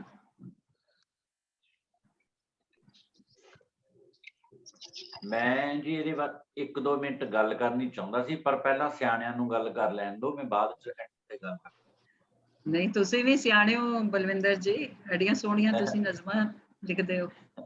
ਨਹੀਂ ਮੈਂ ਨਾ ਇੱਕ ਥੋੜੀ ਜਿਹੀ ਗੱਲ ਕਰਨ ਤੋਂ ਪਹਿਲਾਂ ਇਹ ਜਾਣਨਾ ਚਾਹੁੰਦਾ ਸੀ। ਮੈਂ ਤਾਂ ਵੈਸੇ ਕਹਾਣੀ ਪੂਰੇ ਧਿਆਨ ਨਾਲ ਸੁਣੀ, ਤਾਂ ਉਹ ਇੱਥੇ ਇੱਕ ਸਧਾਰਨ ਪਲੰਬਰ ਸੀ ਨਾ ਇੱਥੇ ਕੋਈ, ਕਿਉਂਕਿ ਜੇ ਉਹ ਬਹੁਤ ਜ਼ਿਆਦਾ ਕਮਾਉਂਦਾ ਹੁੰਦਾ ਤਾਂ ਫਿਰ ਇਹ ਕਿਉਂ ਕਹਿੰਦੀ ਵੀ ਆਪਾਂ ਇੱਥੇ ਕੁਝ ਹੋਰ ਕਰ ਲਾਂਗੇ, ਇਹ ਕਰ ਲਾਂਗੇ। ਮੇਰੇ ਖਿਆਲ 'ਚ ਉਹ ਇੱਥੇ ਸਧਾਰਨ ਪਲੰਬਰ ਸੀ, ਮੇਰੀ ਗੱਲ ਨੂੰ ਕਹਾਣੀਕਾਰਾ ਥੋੜੇ ਜਿਹਾ ਕਰੈਕਟ ਕਰ ਦੇਣ ਤੇ ਉੱਥੇ ਜਾ ਕੇ ਉਹਨੂੰ ਉਹਦੇ ਮੁਕਾਬਲੇ ਵੱਧ ਪੈਸਾ ਮਿਲ ਰਿਹਾ, ਫਿਰ ਮੈਂ ਆਪਣੀ ਗੱਲ ਰੱਖਣੀ ਸ਼ੁਰੂ ਰੱਖਣਾ ਸਹੀ ਰੱਖ ਸਕਾਂਗਾ। ਜੀ ਜੀ। ਉਹ ਕਹਿੰਦੇ ਸੀ ਕਿ ਵੀ ਅੱਛਾ ਖਾਸਾ ਉਹਦਾ ਫਾਦਰ ਨੂੰ ਦੱਸਦਾ ਆ ਕਿ ਵੀ ਜਦੋਂ ਆਉਂਦੇ ਨੇ ਵਾਪਸ ਉਹਨਾਂ ਦੇ ਘਰੋਂ ਖਾਣਾ ਖੁਣਾ ਖਾ ਕੇ, ਆਈ ਥਿੰਕ ਕਿ ਵੀ ਇੱਥੇ ਵੀ ਪਲੰਬਰ ਸੀ ਔਰ ਅੱਛਾ ਖਾਸਾ ਕਮਾਉਂਦਾ ਸੀ। ਸੋ ਮਤਲਬ he was all right financially, I guess. ਜੀ ਮੈਂ ਕੁਝ ਦੱਸਾਂ ਇਸ ਬਾਰੇ ਚ? ਮੈਂ ਦੱਸਣਾ ਮੈਡਮ ਚਾਹੁੰਦੀ ਇਹਨਾਂ ਨੂੰ ਦੱਸਣ ਦਿਓ, ਜਿਹੜਾ ਉਹ ਤਾਂ ਇੱਕ ਮਹਿਮਾਨ ਨਵਾਜ਼ੀ ਹੋ ਗਈ। ਮਹਿਮਾਨ ਨਵਾਜ਼ੀ ਤਾਂ ਗਰੀਬ ਬੰਦਾ ਵੀ ਅੱਛੀ ਕਰ ਦਿੰਦਾ ਕਈ ਵਾਰ। ਮੈਂ ਫਿਰ ਮੇਰੀ ਗੱਲ ਦਾ ਸਾਰਾ ਅਰਥ ਬਦਲ ਜਾਣਾ ਜੋ ਮੈਂ ਸਮਝਿਆ। ਮੈਨੂੰ ਥੋੜਾ ਕਹਾਣੀਕਾਰਾ ਜੀ ਪਲੀਜ਼ ਤੁਸੀਂ ਥੋੜਾ ਦੱਸ ਦਿਓ। ਚਲੋ ਜੀ ਦੱਸ ਦਿਓ ਤੁਸੀਂ ਪਹਿਲਾਂ ਜੀ। ਹਾਂਜੀ ਜੀ, ਮੈਂ ਇਹਦੇ ਚ ਇਹ ਦੱਸਣਾ ਚਾਹ ਰਹੀ ਹਾਂ ਕਿ ਉਹ ਤੇ ਔਰਤ ਆਪਣੇ ਯਾਨੀ ਕਿ ਉਹਦੀ ਜਿਹੜੀ ਸਵਾਣੀ ਹੈ ਉਹ ਤੇ ਆਪਣੇ ਦਿਲ ਦੇ ਵੱਲੋਂ ਮਾਣ ਨਾਲ ਉਹਨੂੰ ਕਹਿੰਦੀ ਹੈ ਕਿ ਮੈਨੂੰ ਚੀਜ਼ਾਂ ਦੀ ਜ਼ਰੂਰਤ ਨਹੀਂ ਹੈ, ਅਗਰ ਤੂੰ ਘੱਟ ਵੀ ਕਮਾ ਲੇਗਾ ਤੇ ਮੈਂ ਉਹਦੇ ਚ ਗੁਜ਼ਾਰਾ ਕਰ ਲਾਂਗੀ। ਮੈਂ ਉਹਨੂੰ ਇਸ ਲਈ ਐਕਸਪਲੇਨ ਇਸ ਤਰ੍ਹਾਂ ਡਿਸਕ੍ਰਾਈਬ ਕੀਤਾ ਹੈ ਕਿ ਉਹਨੇ ਤੇ ਆਪਣੇ ਵੱਲੋਂ ਉਹਨੂੰ ਉਹਦਾ ਦਿਲ ਵਧਾਇਆ ਤੇ ਉਹਨੂੰ ਕਿਹਾ ਕਿ ਤੂੰ ਬਾਹਰ ਨਾ ਜਾ, ਤੇਰੀ ਜੁਦਾਈ ਜਿਹੜੀ ਉਹ ਮੈਨੂੰ ਹੌਂਟ ਕਰਦੀ ਹੈ, ਤੂੰ ਇੱਥੇ ਘੱਟ ਵੀ ਕਮਾ ਲੇਗਾ ਤੇ ਮੈਂ ਉਹਦੇ ਨਾਲ ਉਹ ਗੁਜ਼ਾਰਾ ਕਰ ਦਾਂਗੀ। ਓਕੇ ਜੀ। ਤਾਂ ਇਹਦੇ ਵਿੱਚ ਇੱਕ ਤਾਂ ਮੈਂ ਉਹੀ ਜੋ ਸਾਡੇ ਪ੍ਰਵਾਸ ਦੀ ਰੁਚੀ ਆ ਜਾਂ ਅਣਜੋੜ ਵਿਆਹ, ਜਿਵੇਂ ਉਹਦੇ 20 ਸਾਲ ਦੀ ਉਮਰ ਆ, 32 ਸਾਲ ਦੀ ਉਮਰ ਆ, ਜਾਂ ਧੀ ਦੀ ਮਰਜ਼ੀ ਪੁੱਛੀ ਨਹੀਂ ਗਈ, ਉਹਨੂੰ ਕੋਈ ਮੁੰਡਾ ਦਿਖਾਇਆ ਨਹੀਂ ਗਿਆ, ਸਿਰਫ ਉਹਦੇ ਸੁਪਨੇ ਬੁਣ ਦਿੱਤੇ ਗਏ ਕਿ ਬਹੁਤ ਅੱਛਾ। ਮੈਂ ਇਹਨਾਂ ਸਾਰੀਆਂ ਗੱਲਾਂ ਤੇ ਕੋਈ ਗੱਲ ਨਹੀਂ ਕਰਾਂਗਾ। ਮੈਂ ਇਹ ਕਰਾਂਗਾ ਕਿ ਇਹ ਜਿਹੜੀਆਂ ਇੱਕ ਮਸ਼ੀਨਾਂ ਆ ਰਹੀਆਂ ਉਹਦੇ ਘਰੇ, ਜਿਵੇਂ ਉਹਨੂੰ ਵੀ ਮਸ਼ੀਨ ਬਣਾਇਆ ਗਿਆ, ਬੱਚੇ ਪੈਦਾ ਹੋ ਰਹੇ ਆ ਜਾਂ ਘਰੇ ਮਸ਼ੀਨਾਂ ਆ ਰਹੀਆਂ ਗਈਆਂ, ਤਾਂ ਇਹ ਜਿਹੜੀ ਮਸ਼ੀਨੀ ਕਰਨਾ ਇਹ ਕਿਵੇਂ ਮਤਲਬ ਰਿਸ਼ਤਿਆਂ ਨੂੰ ਖਤਮ ਕਰ ਦਿੰਦਾ, ਭਾਵਨਾਵਾਂ ਨੂੰ। ਮੈਨੂੰ ਇਹ ਥੋੜੇ ਜਿਹੇ ਇਹੋ ਜਿਹੇ ਇਹਦੇ ਚ ਭਾਵ ਲੱਗੇ।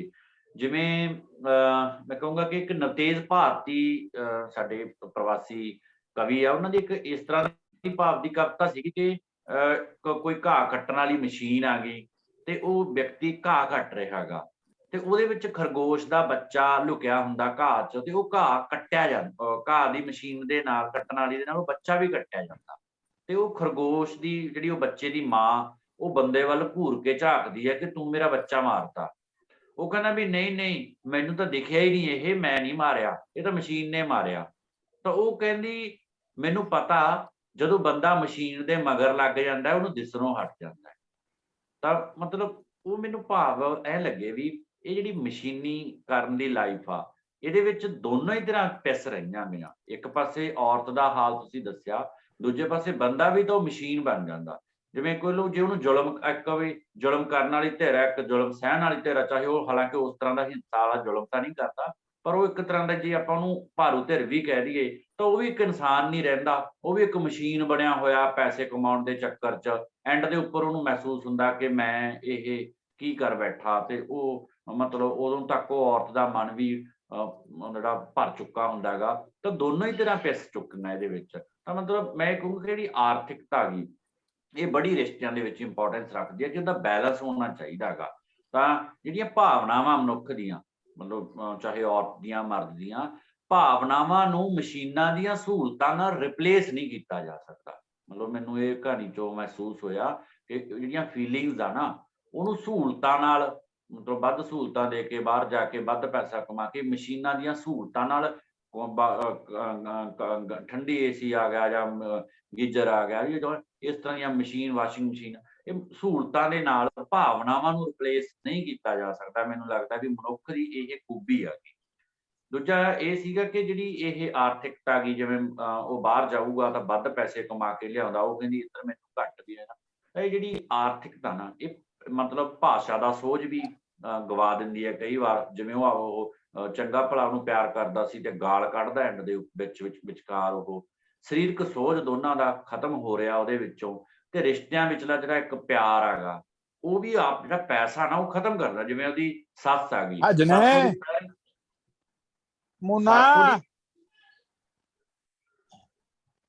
ਸਾਸੋ ਦੀ ਪਹਿਰੇਦਾਰ ਬਣ ਕੇ ਖੜ ਜਾਂਦੀ ਹੈਗੀ ਕਿ ਜਦੋਂ ਉਹ ਆਪਣੇ ਘਰ ਵਾਲੇ ਨਾਲ ਫੋਨ ਗੱਲ ਕਰਦੀ ਆ, ਉਹਦਾ ਵੀ ਪੁੱਤ ਹੈਗਾ ਤਾਂ ਪਰ ਉਹ ਵੀ ਏਡੀ ਕਠੋਰ ਆ। ਮਤਲਬ ਪੈਸਾ ਜਿਹੜਾ ਹੈਗਾ ਉਹ ਰਿਸ਼ਤਿਆਂ ਵਿੱਚ ਦਾ ਸੋਝ ਆ। ਮਤਲਬ ਮਾਂ ਦਾ ਵੀ ਪੁੱਤ ਪ੍ਰਤੀ ਪਿਆਰ ਹੋਣਾ ਚਾਹੀਦਾ ਸੀਗਾ ਵੀ ਮੇਰੇ ਕੋਲ ਰਹੇ, ਪਰ ਉਹ ਉਹਦੇ ਪਿਆਰ ਨਾਲੋਂ ਵੱਧ ਉਹਨੂੰ ਚੀਜ਼ਾਂ ਸਹੂਲਤਾਂ ਚਾਹੀਦੀਆਂ ਗਈਆਂ। ਤਾਂ ਉਹ ਇੱਕ ਮਾਂ ਪੁੱਤ ਦਾ ਵੀ ਜਿਹੜਾ ਪਿਆਰ ਹੋਣਾ ਚਾਹੀਦਾ ਸੀ ਉਹ ਉਵੇਂ ਨਹੀਂ ਦਿਸ ਰਿਹਾ। ਪਤੀ ਪਤਨੀ ਦਾ ਜਿਹੜਾ ਇੱਕ ਪਿਆਰ ਹੋਣਾ ਚਾਹੀਦਾ ਤੋਂ ਗਾਲ ਦੀ ਰੂਪ ਵਿੱਚ ਆਉਣ ਤੱਕ ਆ ਗਿਆ ਗਾ। ਠੀਕ ਹੈ, ਤੇ ਜਿਹੜੇ ਮਾਂ ਪਿਓ ਸੀਗੇ ਜਿਹੜੇ ਪਹਿਲਾਂ ਨਾ ਨੁੱਕਰ ਕਰਦੇ ਸੀ, ਕੁੜੀ ਦੇ ਰਾਣੋ ਦੇ ਮਾਂ ਪਿਓ ਨਾ ਨੁੱਕਰ ਕਰਦੇ ਸੀ ਵੀ ਉਮਰ ਮੈਂ ਵੇਖਿਆ ਲੱਗਦਾ ਉਹ ਵੱਡੀ ਉਮਰ ਦਾ, ਉਹਦਾ ਸਰੀਰ ਵੀ ਇਸ ਤਰ੍ਹਾਂ ਦਾ ਨਹੀਂ ਹੈਗਾ ਗਾ ਚੰਗਾ ਵਾਲਾ। ਤੇ ਬਾਅਦ ਵਿੱਚ ਜਦੋਂ ਉਹ ਸੁੱਖ ਸਹੂਲਤਾਂ ਵਾਰ-ਵਾਰ ਉਹਨਾਂ ਦੇ ਪ੍ਰਭਾਵ ਪੈਂਦਾ ਕਿ ਉਹਨਾਂ ਨੇ ਸਾਡੀ ਚੰਗੀ ਸੇਵਾ ਕੀਤੀ ਤਾਂ ਉਹੀ ਆਰਥਿਕਤਾ ਆ ਗਈ। ਤਾਂ ਉਹ ਚੰਗੀ ਆਰਥਿਕਤਾ ਦੇ ਅੱਗੇ ਰਿਸ਼ਤਿਆਂ ਨੂੰ ਫੇਰ ਹਾਰ ਗਈ। ਮਤਲਬ ਮਾਂ ਪਿਓ ਵੀ ਚਾਹੇ ਕੁੜੀ ਦੇ ਮਾਂ ਪਿਓ ਆ, ਚਾਹੇ ਉਹ ਜਿਹੜੀ ਉਹਦੀ ਸੱਸ ਆ ਗਈ ਉਹਦਾ ਆਪਦੇ ਪੁੱਤ ਪ੍ਰਤੀ ਜਾਂ ਆਪਦੀ ਨੂੰਹ ਪ੍ਰਤੀ। ਤਾਂ ਮੈਨੂੰ ਲੱਗਦਾ ਜਿਹੜਾ ਇਹ ਪੈਸਾ ਇਹ ਰਿਸ਼ਤਿਆਂ ਵਿਚਲਾ ਸੋਹਜ ਹੁੰਦਾ, ਇੱਕ ਰਿਸ਼ਤਿਆਂ 'ਚ ਇੱਕ ਐਸਥੈਟਿਕਸ ਹੁੰਦਾ, ਉਹਨੂੰ ਖਤਮ ਕਰ ਦਿੰਦਾ ਗਾ। ਤੇ ਇੱਕ ਲਾਸਟ ਗੱਲ ਹੈ ਜੀ, ਮੈਂ ਕਹੂੰਗਾ ਕਿ ਜਿਹੜੀ ਸਾਡੀ ਭਾਸ਼ਾ ਗੀ ਇਹ ਚਾਹੇ ਇਹਦੇ ਵਿੱਚ ਇੱਕ ਹੀ ਫਿਕਰਾ ਆਇਆ ਗਾ ਪਰ ਉਹ ਇਸ ਇੱਕ ਕਹਾਣੀ ਕਿਉਂਕਿ ਬਹੁਤ ਸੰਕੇਤਕ ਵੀ ਹੁੰਦੀ ਹੈ, ਇੱਕ ਫਿਕਰੇ 'ਚ ਹੀ ਬਹੁਤ ਸਾਰੀ ਗੱਲ ਆ। ਉਹ ਮਤਲਬ ਭਾਸ਼ਾ ਦੇ ਵਿੱਚ ਇੱਕ ਲਿੰਗਕ ਰਾਜਨੀਤੀ ਹੁੰਦੀ ਆ। ਮਤਲਬ ਮੈਂ ਇਹ ਸਮਝਦਾ ਗਾ ਕਿ ਜਿਹੜੀ ਸਾਰੀਆਂ ਜਿਹੜੀਆਂ ਭਾਸ਼ਾਵਾਂ ਗਈਆਂ ਜਿਵੇਂ ਚੇਅਰਪਰਸਨ ਚੇਅਰਮੈਨ ਹੈਗਾ ਪਰ ਚੇਅਰ ਵਿਮਨ ਜਦੋਂ ਬਣ ਜਾਂਦੀ ਉਦੋਂ ਚੇਅਰਪਰਸਨ 'ਚ ਕਨਵਰਟ ਕਰ ਦਿੰਦੇ ਆ। ਤਾਂ ਹੋਰ ਇਸ ਤਰ੍ਹਾਂ ਦੀਆਂ ਬਹੁਤ ਸਾਰੀਆਂ ਜਿੰਨੀਆਂ ਵੀ ਸਾਡੀਆਂ ਮਤਲਬ ਭਾਸ਼ਾ ਦੇ ਵਿੱਚ ਇੱਕ ਮਰਦਾਵੀ ਭਾਸ਼ਾ ਸਾਡੀ ਸਾਰ ਦੀਆਂ ਲਗਭਗ ਬਹੁਤ ਸਾਰੀਆਂ ਭਾਸ਼ਾਵਾਂ ਜਿੰਨੀਆਂ ਕਿ ਮੈਂ ਜਾਣਦਾ ਗਾ ਜਾਂ ਜਿੰਨੀਆਂ ਕੁ ਬਾਰੇ ਸੁਣਿਆ ਉਹ ਮਰਦਾਵੀ ਭਾਸ਼ਾ ਉਹਦੇ ਵਿੱਚ ਔਰਤ ਇੱਕ ਵਸਤੂ ਹੈਗੀ। ਤਾਂ ਇਹਦੇ ਵਿੱਚ ਵੀ ਜਿਵੇਂ ਨਾ ਕਿ ਜਿੰਨੀਆਂ ਅਸੀਸਾਂ ਔਰਤ ਦਿੰਦੀ ਆ ਪਰ ਉਹ ਜਾਂਦੀਆਂ ਮਰਦ ਨੂੰ ਆ। ਬੁੱਢ ਸੁਹਾਗਣ ਹੋਵੇ ਮਤਲਬ ਤੇਰਾ ਸੁਹਾਗ ਬੁਢਾਪੇ ਤੱਕ ਜਿਉਂਦਾ ਰਵੇ, ਦੁੱਧੀ ਪੁੱਤੀ ਫਲੇ, ਤੇਰੇ ਘਰੇ ਦੁੱਧ ਹੋਵੇ ਪੁੱਤ ਹੋਵੇ। ਤਾਂ ਜਿੰਨੀਆਂ ਅਸੀਸਾਂ ਔਰਤ ਨੂੰ ਦਿੰਦੀ ਆ ਉਹ ਜਾਂਦੀਆਂ ਮਰਦ ਨੂੰ ਆ। ਮਰਦ ਜਿੰਨੀਆਂ ਗਾਲਾਂ ਜਿਹੜਾ ਦਿੰਦਾ ਗਾ ਮਰਦ ਨੂੰ ਵੀ ਦੇਵੇ ਤਾਂ ਜਾਂਦੀਆਂ ਔਰਤ ਨੂੰ ਆ। ਤਾਂ ਇਹ ਭਾਸ਼ਾ ਦੇ ਵਿੱਚ ਇੱਕ ਲਿੰਗਕ ਰਾਜਨੀਤੀ ਵੀ ਮੈਨੂੰ ਇੱਥੇ ਇਹਦੇ 'ਚ ਸੰਕੇਤ ਆਏ ਆ। ਬਾਕੀ ਜੋ ਪਹਿਲਾਂ ਗੱਲਾਂ ਹੋਈਆਂ ਉਹ ਮੇਰੇ ਵੀ ਭਾਵ ਨੇ, ਉਹ ਮੈਂ ਰਿਪੀਟ ਕਰਨਾ ਚਾਹੂੰਗਾ। ਤਾਂ ਮੈਨੂੰ ਇਹ ਕਹਾਣੀ ਬਹੁਤ ਅੱਛੀ ਕਹਾਣੀ ਲੱਗੀ। Thank you. ਬਹੁਤ ਸ਼ੁਕਰੀਆ ਬਲਵਿੰਦਰ ਜੀ। ਹਾਂ, ਬਹੁਤ ਸੋਹਣੀ ਗੱਲ ਕੀਤੀ ਹੈ। ਬਹੁਤ ਸੋਹਣੀ ਆ ਜਿਹੜੀ ਬਹੁਤ ਅੱਛੀ ਸਪੈਸ਼ਲੀ ਗੱਲ ਜਿਹੜੀ ਕੀਤੀ ਹੈ। ਲੈਂਗੁਏਜ ਦੇ ਬਾਰੇ ਬਹੁਤ ਕਮਾਲ ਦੀ ਗੱਲ ਦੱਸੀ। ਦੈਟਸ ਬਿਲਕੁਲ ਬਹੁਤ ਅੱਛੀ ਗੱਲ ਕੀਤੀ ਲੈਂਗੁਏਜ ਬਾਰੇ ਜਿਹੜੀ ਹੈ। ਹਾਂ, ਮਜ਼ਾ ਆਇਆ ਜੀ। ਹਾਂਜੀ, ਹੋਰ ਕੋਈ ਮਿੱਤਰ ਗੱਲ ਕਰਨਾ ਚਾਹਣ? ਆਸਮ ਸਨਾ ਜੀ। ਜੀ ਥੈਂਕ ਯੂ ਜੀ ਆਸਮ ਜੀ ਥੈਂਕ ਯੂ ਜੀ, ਤੁਸੀਂ ਮੈਨੂੰ ਵੀ ਮੌਕਾ ਦਿੱਤਾ ਕਾਲ ਕਰਕੇ ਤੇ ਮੈਂ ਤੇ ਬਹੁਤ ਹੀ ਪਸੰਦ ਕੀਤੀ ਹੈ। ਤੇ ਥੋੜਾ ਜਿਹਾ ਤੁਸੀਂ ਆਇੰਦਾ ਕਦੀ ਗੱਲਬਾਤ ਹੋਵੇ ਤਾਂ ਤੁਸੀਂ ਵੀ ਸ਼ਾਇਦ ਮੈਨੂੰ ਫੈਮਿਨਿਸਟ ਦੇ ਸਾਈਡ ਤੇ ਹੀ ਪਾਓਗੇ, ਲੇਕਿਨ ਮੈਨੂੰ ਤਾਂ ਬਹੁਤ ਹੀ ਅੱਛੀ ਲੱਗੀ। ਅਰੁੰਧਤੀ ਰੋਏ ਹੋਰਾਂ ਦਾ ਗੋਡ ਆਫ ਸਮਾਲ ਥਿੰਗ ਯਾਦ ਆ ਗਿਆ ਇਹਨਾਂ ਦੀ ਕਹਾਣੀ ਸੁਣ ਕੇ। ਤੇ ਇਹਨਾਂ ਨੇ ਉਸ ਜਜ਼ਬਾਤ ਨੂੰ ਜਿਹੜੇ ਛੋਟੇ ਛੋਟੇ ਦਿਲ ਦੀਆਂ ਖੁਸ਼ੀਆਂ ਹੁੰਦੀਆਂ ਨੇ ਜਿਨ੍ਹਾਂ ਨੂੰ ਅਕਸਰ ਅਸੀਂ ਇੰਨੀ ਅਹਿਮੀਅਤ ਨਹੀਂ ਦਿੰਦੇ ਪੈਸੇ ਔਰ ਜ਼ਿੰਦਗੀ ਦੀ ਅਸੂਦਗੀ ਦੇ ਅੱਗੇ, ਲੇਕਿਨ ਉਹਨਾਂ ਦੀ ਬਹੁਤ ਜ਼ਿਆਦਾ ਅਹਿਮੀਅਤ ਹੁੰਦੀ ਹੈ ਔਰ ਉਹੀ ਸਾਡੀ ਜ਼ਿੰਦਗੀ ਦਾ ਕਹਿ ਲਓ ਕਿ ਅਸਾਸਾ ਹੁੰਦੀਆਂ। ਉਹੀ ਖੁਸ਼ੀ ਦਾ ਮੁੱਢ ਉੱਥੋਂ ਹੀ ਸ਼ੁਰੂ ਹੁੰਦਾ। ਤੇ ਮੈਨੂੰ ਤਾਂ ਬਹੁਤ ਪਸੰਦ ਆਈ। Thank you. ਬਹੁਤ ਸ਼ੁਕਰੀਆ ਆਸਮ ਜੀ, ਤੁਸੀਂ ਗੱਲ ਕੀਤੀ, ਤੁਸੀਂ ਆਏ ਹੋ, ਬਹੁਤ ਖੁਸ਼ੀ ਹੋਈ ਹੈ ਜੀ। ਹਾਂਜੀ, ਅਦਰ ਆਕਾਸ਼ ਹੈ ਜੀ ਹੈ ਨਾ ਕਹਾਣੀਕਾਰ ਨੇ, ਉਹਨਾਂ ਕੋ ਪੁੱਛੋ। ਹਾਂਜੀ, ਆਕਾਸ਼ ਜੀ ਟੁਰ ਗਏ ਨੇ ਸ਼ਾਇਦ। ਆਕਾਸ਼ ਜੀ ਹਮੇਸ਼ਾ ਆਂਦੇ ਨੇ ਤੇ ਟੁਰ ਜਾਂਦੇ ਨੇ। ਹਾਂ, ਵਕਤ ਆਈ ਥਿੰਕ ਲੱਗ ਰਿਹਾ ਹੈ ਕਿ ਉਹ ਜਾ ਚੁੱਕੇ। ਮਦੀਆ ਅਹਿਮਦ ਨੂੰ ਕਹੋ ਗੱਲ ਕਰ। ਹਾਂਜੀ ਮਦੀਆ ਜੀ, ਤੁਸੀਂ ਚਲੋ ਟੁੱਟੀ ਪੁੱਟੀ ਗੱਲ ਗੱਲ ਕਰ। I loved the story. बहुत पसंद आया. I love the simplicity of the language, like what Bibaji said about it flowing. I loved it, and I love the ending. Jo wo diva ka image, well, I'm gonna take that away with me today. Thank you. ਬਹੁਤ ਸ਼ੁਕਰੀਆ ਮੈਂ ਥੋੜੀ ਜਿਹੀ ਗੱਲ ਇੱਕ ਹੋਰ ਮਾਮੂਲੀ ਜਿਹੀ ਕਰਾਂ ਕਿ ਜੀ ਅਮਰ ਜੀ ਕਿ ਬਹੁਤ ਸੋਹਣੀ ਕਹਾਣੀ ਆ। ਫਿਰ ਮੈਂ ਦੁਬਾਰਾ ਕਹਿ ਰਿਹਾ ਪਰ ਇਹਦੇ ਵਿੱਚ ਇੱਕ ਚੀਜ਼ ਅਸੀਂ ਜੇ ਕਲੈਰੀਫਾਈ ਰੱਖੀਏ ਆਪਣੇ ਦਿਲਾਂ ਦੇ ਵਿੱਚ ਕਿ ਇੱਕ ਤੇ ਹੈਗੀ ਆ ਸੈਕਸ, ਮੇਲ ਤੇ ਫੀਮੇਲ। ਗੱਲ ਅਸੀਂ ਜਿਹੜੀ ਹੋ ਰਹੀ ਆ ਉਹ ਇਸ਼ੂਜ਼ ਦੀ ਹੋ ਰਹੀ ਹੈ ਕਿ ਗੱਲ ਫੀਮੇਲ ਇਸ਼ੂਜ਼ ਔਰ ਮੇਲ ਇਸ਼ੂਜ਼ ਦੀ ਗੱਲ ਅਸੀਂ ਕਰ ਰਹੇ ਹਾਂ। ਔਰ ਜਿੱਦਾਂ ਮੈਂ ਪਹਿਲਾਂ ਵੀ ਦੱਸਿਆ ਕਿ ਪਹਿਲਾਂ ਮਟੀਰੀਅਲਿਸਟਿਕ ਨੀਡਸ ਦੀਆਂ ਜ਼ਰੂਰਤਾਂ ਨੇ, ਫਿਰ ਇਮੋਸ਼ਨਲ, ਫਿਰ ਕੰਪਰੋਮਾਈਜ਼ ਦੀ ਸਟੇਜ ਹੋ ਜਾਂਦੀ ਆ। ਜਿਹੜੀਆਂ ਲੇਟ ਜਾਂ 올ਡਰ ਲੇਡੀਜ਼ ਜਿਹੜੀਆਂ ਇਸ ਗ੍ਰਾਈਂਡ ਦੇ ਵਿੱਚੋਂ ਨਿਕਲ ਗਈਆਂ ਨੇ, ਉਹਨਾਂ ਦਾ ਵੀ ਨਜ਼ਰੀਆ ਮਟੀਰੀਅਲਿਸਟਿਕ ਬਣ ਜਾਂਦਾ। ਉਹਨਾਂ ਨੂੰ ਵੀ ਪਤਾ ਕਿ ਇਸ ਚੀਜ਼ ਨੂੰ ਛੱਡ ਕੇ ਇਮੋਸ਼ਨਸ ਵਗੈਰਾ ਦੀ ਕੋਈ ਵੈਲਿਊ ਨਹੀਂ, ਪ੍ਰੈਕਟੀਕਲ ਰਿਐਲਿਟੀ ਤੇ ਆ ਜਾਂਦੀਆਂ ਨੇ। ਇਸੇ ਤਰ੍ਹਾਂ ਬੰਦੇ ਵੀ ਨੇ ਜਿਹੜੇ ਕਿ ਫੀਮੇਲ ਇਸ਼ੂਜ਼ ਨੂੰ ਅੱਗੇ ਲੈਂਦੇ ਨੇ। ਸੋ ਹੀਰ ਦੀ ਫਾਰ ਐਗਜ਼ਾਮਪਲ, ਆਪਾਂ ਹੀਰ ਦੀ ਸਟੋਰੀ ਪੜ੍ਹਦੇ ਹਾਂ, ਉਹਦੀ ਮਦਰ ਜਿਹੜੀ ਆ ਮਲਕੀ, ਉਹ ਬਿਲਕੁਲ ਆਪਣੇ ਮਰਦਾਂ ਵਾਲੇ ਕੰਮਾਂ ਦੇ ਵਿੱਚੋਂ ਪ੍ਰੈਕਟੀਕੈਲਿਟੀ ਦੀ ਗੱਲ ਹੀਰ ਤੇ ਇੰਨਾ ਜ਼ੋਰ ਪਾਉਂਦੀ ਆ ਕਿ ਤੂੰ ਮੰਨ ਜਾ ਆਪਣੇ ਵਿਆਹ ਦੇ ਲਈ।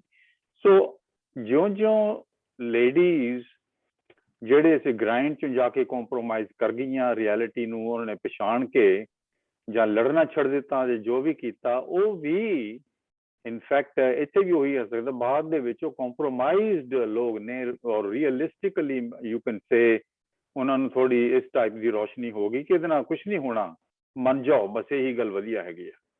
They have given up, I think. Thank you ਜੀ, ਬਹੁਤ ਸ਼ੁਕਰੀਆ ਅਮਰ ਜੀ। ਹਾਂਜੀ, ਕੋਈ ਹੋਰ ਦੋਸਤ ਸਾਡੇ ਗੱਲ ਕਰਨਾ ਚਾਹਣ?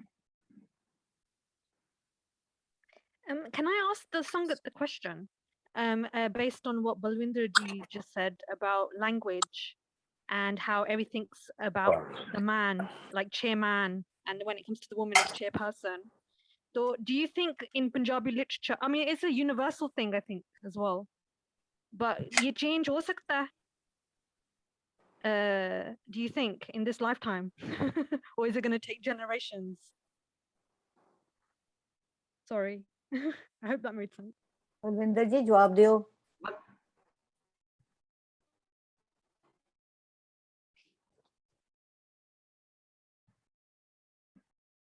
ਵਧੀਆ ਜੀ, ਦੁਬਾਰਾ ਸਵਾਲ ਕਰਨਾ ਮੈਨੂੰ ਸਮਝ ਨਹੀਂ ਆਈ। ये जो like the language that's used, I mean ये universal अच्छा किधर है? जी, sorry, अच्छा म्यूट कर दो आईफोन। ये कौन है? ते हाँ, कौन करता गाल हूँ, कर? कर देता हूँ मैं ना, कर देता हूँ। अच्छा, अमर ठीक ने है, कर ठीक। देता। हाँ जी जी। ये जो the language के everything's male orientated. So do you think about, because we're talking about Punjabi literature, ये इस lifetime में change हो सकता है कि we treat women equally within literature? Yeah, it'll take generations and generations. You're talking about the language, right? Yeah, the Madhya? language, yeah. Yeah. Yeah, yeah. So what she's ਉਹ ਕਹਿ ਰਹੇ ਨੇ ਕਿ ਵੀ ਜੇ ਅਸੀਂ ਪੰਜਾਬੀ ਏਦਾਂ ਦੇ ਨਵੇਂ ਲਫ਼ਜ਼ ਕੱਢ ਸਕਦੇ ਆ ਕਿ ਜਿਹੜੇ ਕਿ ਸਪੈਸੀਫਿਕਲੀ ਔਰਤਾਂ ਲਈ ਹੀ ਹੋਣ, ਜਿੱਦਾਂ ਬਲਵਿੰਦਰ ਜੀ ਨੇ ਆਖਿਆ ਨਾ, ਚੇਅਰਪਰਸਨ ਬਣ ਜਾਂਦਾ ਤੇ ਉਹ ਚੇਅਰ ਵੂਮਨ ਕਿਉਂ ਨਹੀਂ ਹੁੰਦਾ। ਸੋ ਉਹ ਪੰਜਾਬੀ ਦੇ ਵਿੱਚ ਅਸੀਂ ਇਸ ਤਰ੍ਹਾਂ ਦੇ ਨਵੇਂ ਲਫ਼ਜ਼ ਕੱਢ ਸਕਦੇ ਆ ਹੁਣ, ਜਿਹੜਾ ਇਸ ਵਕਤ ਟੂ ਇਕੁਅਲਾਈਜ਼, ਇਹ ਕਹਿ ਰਹੇ ਨੇ।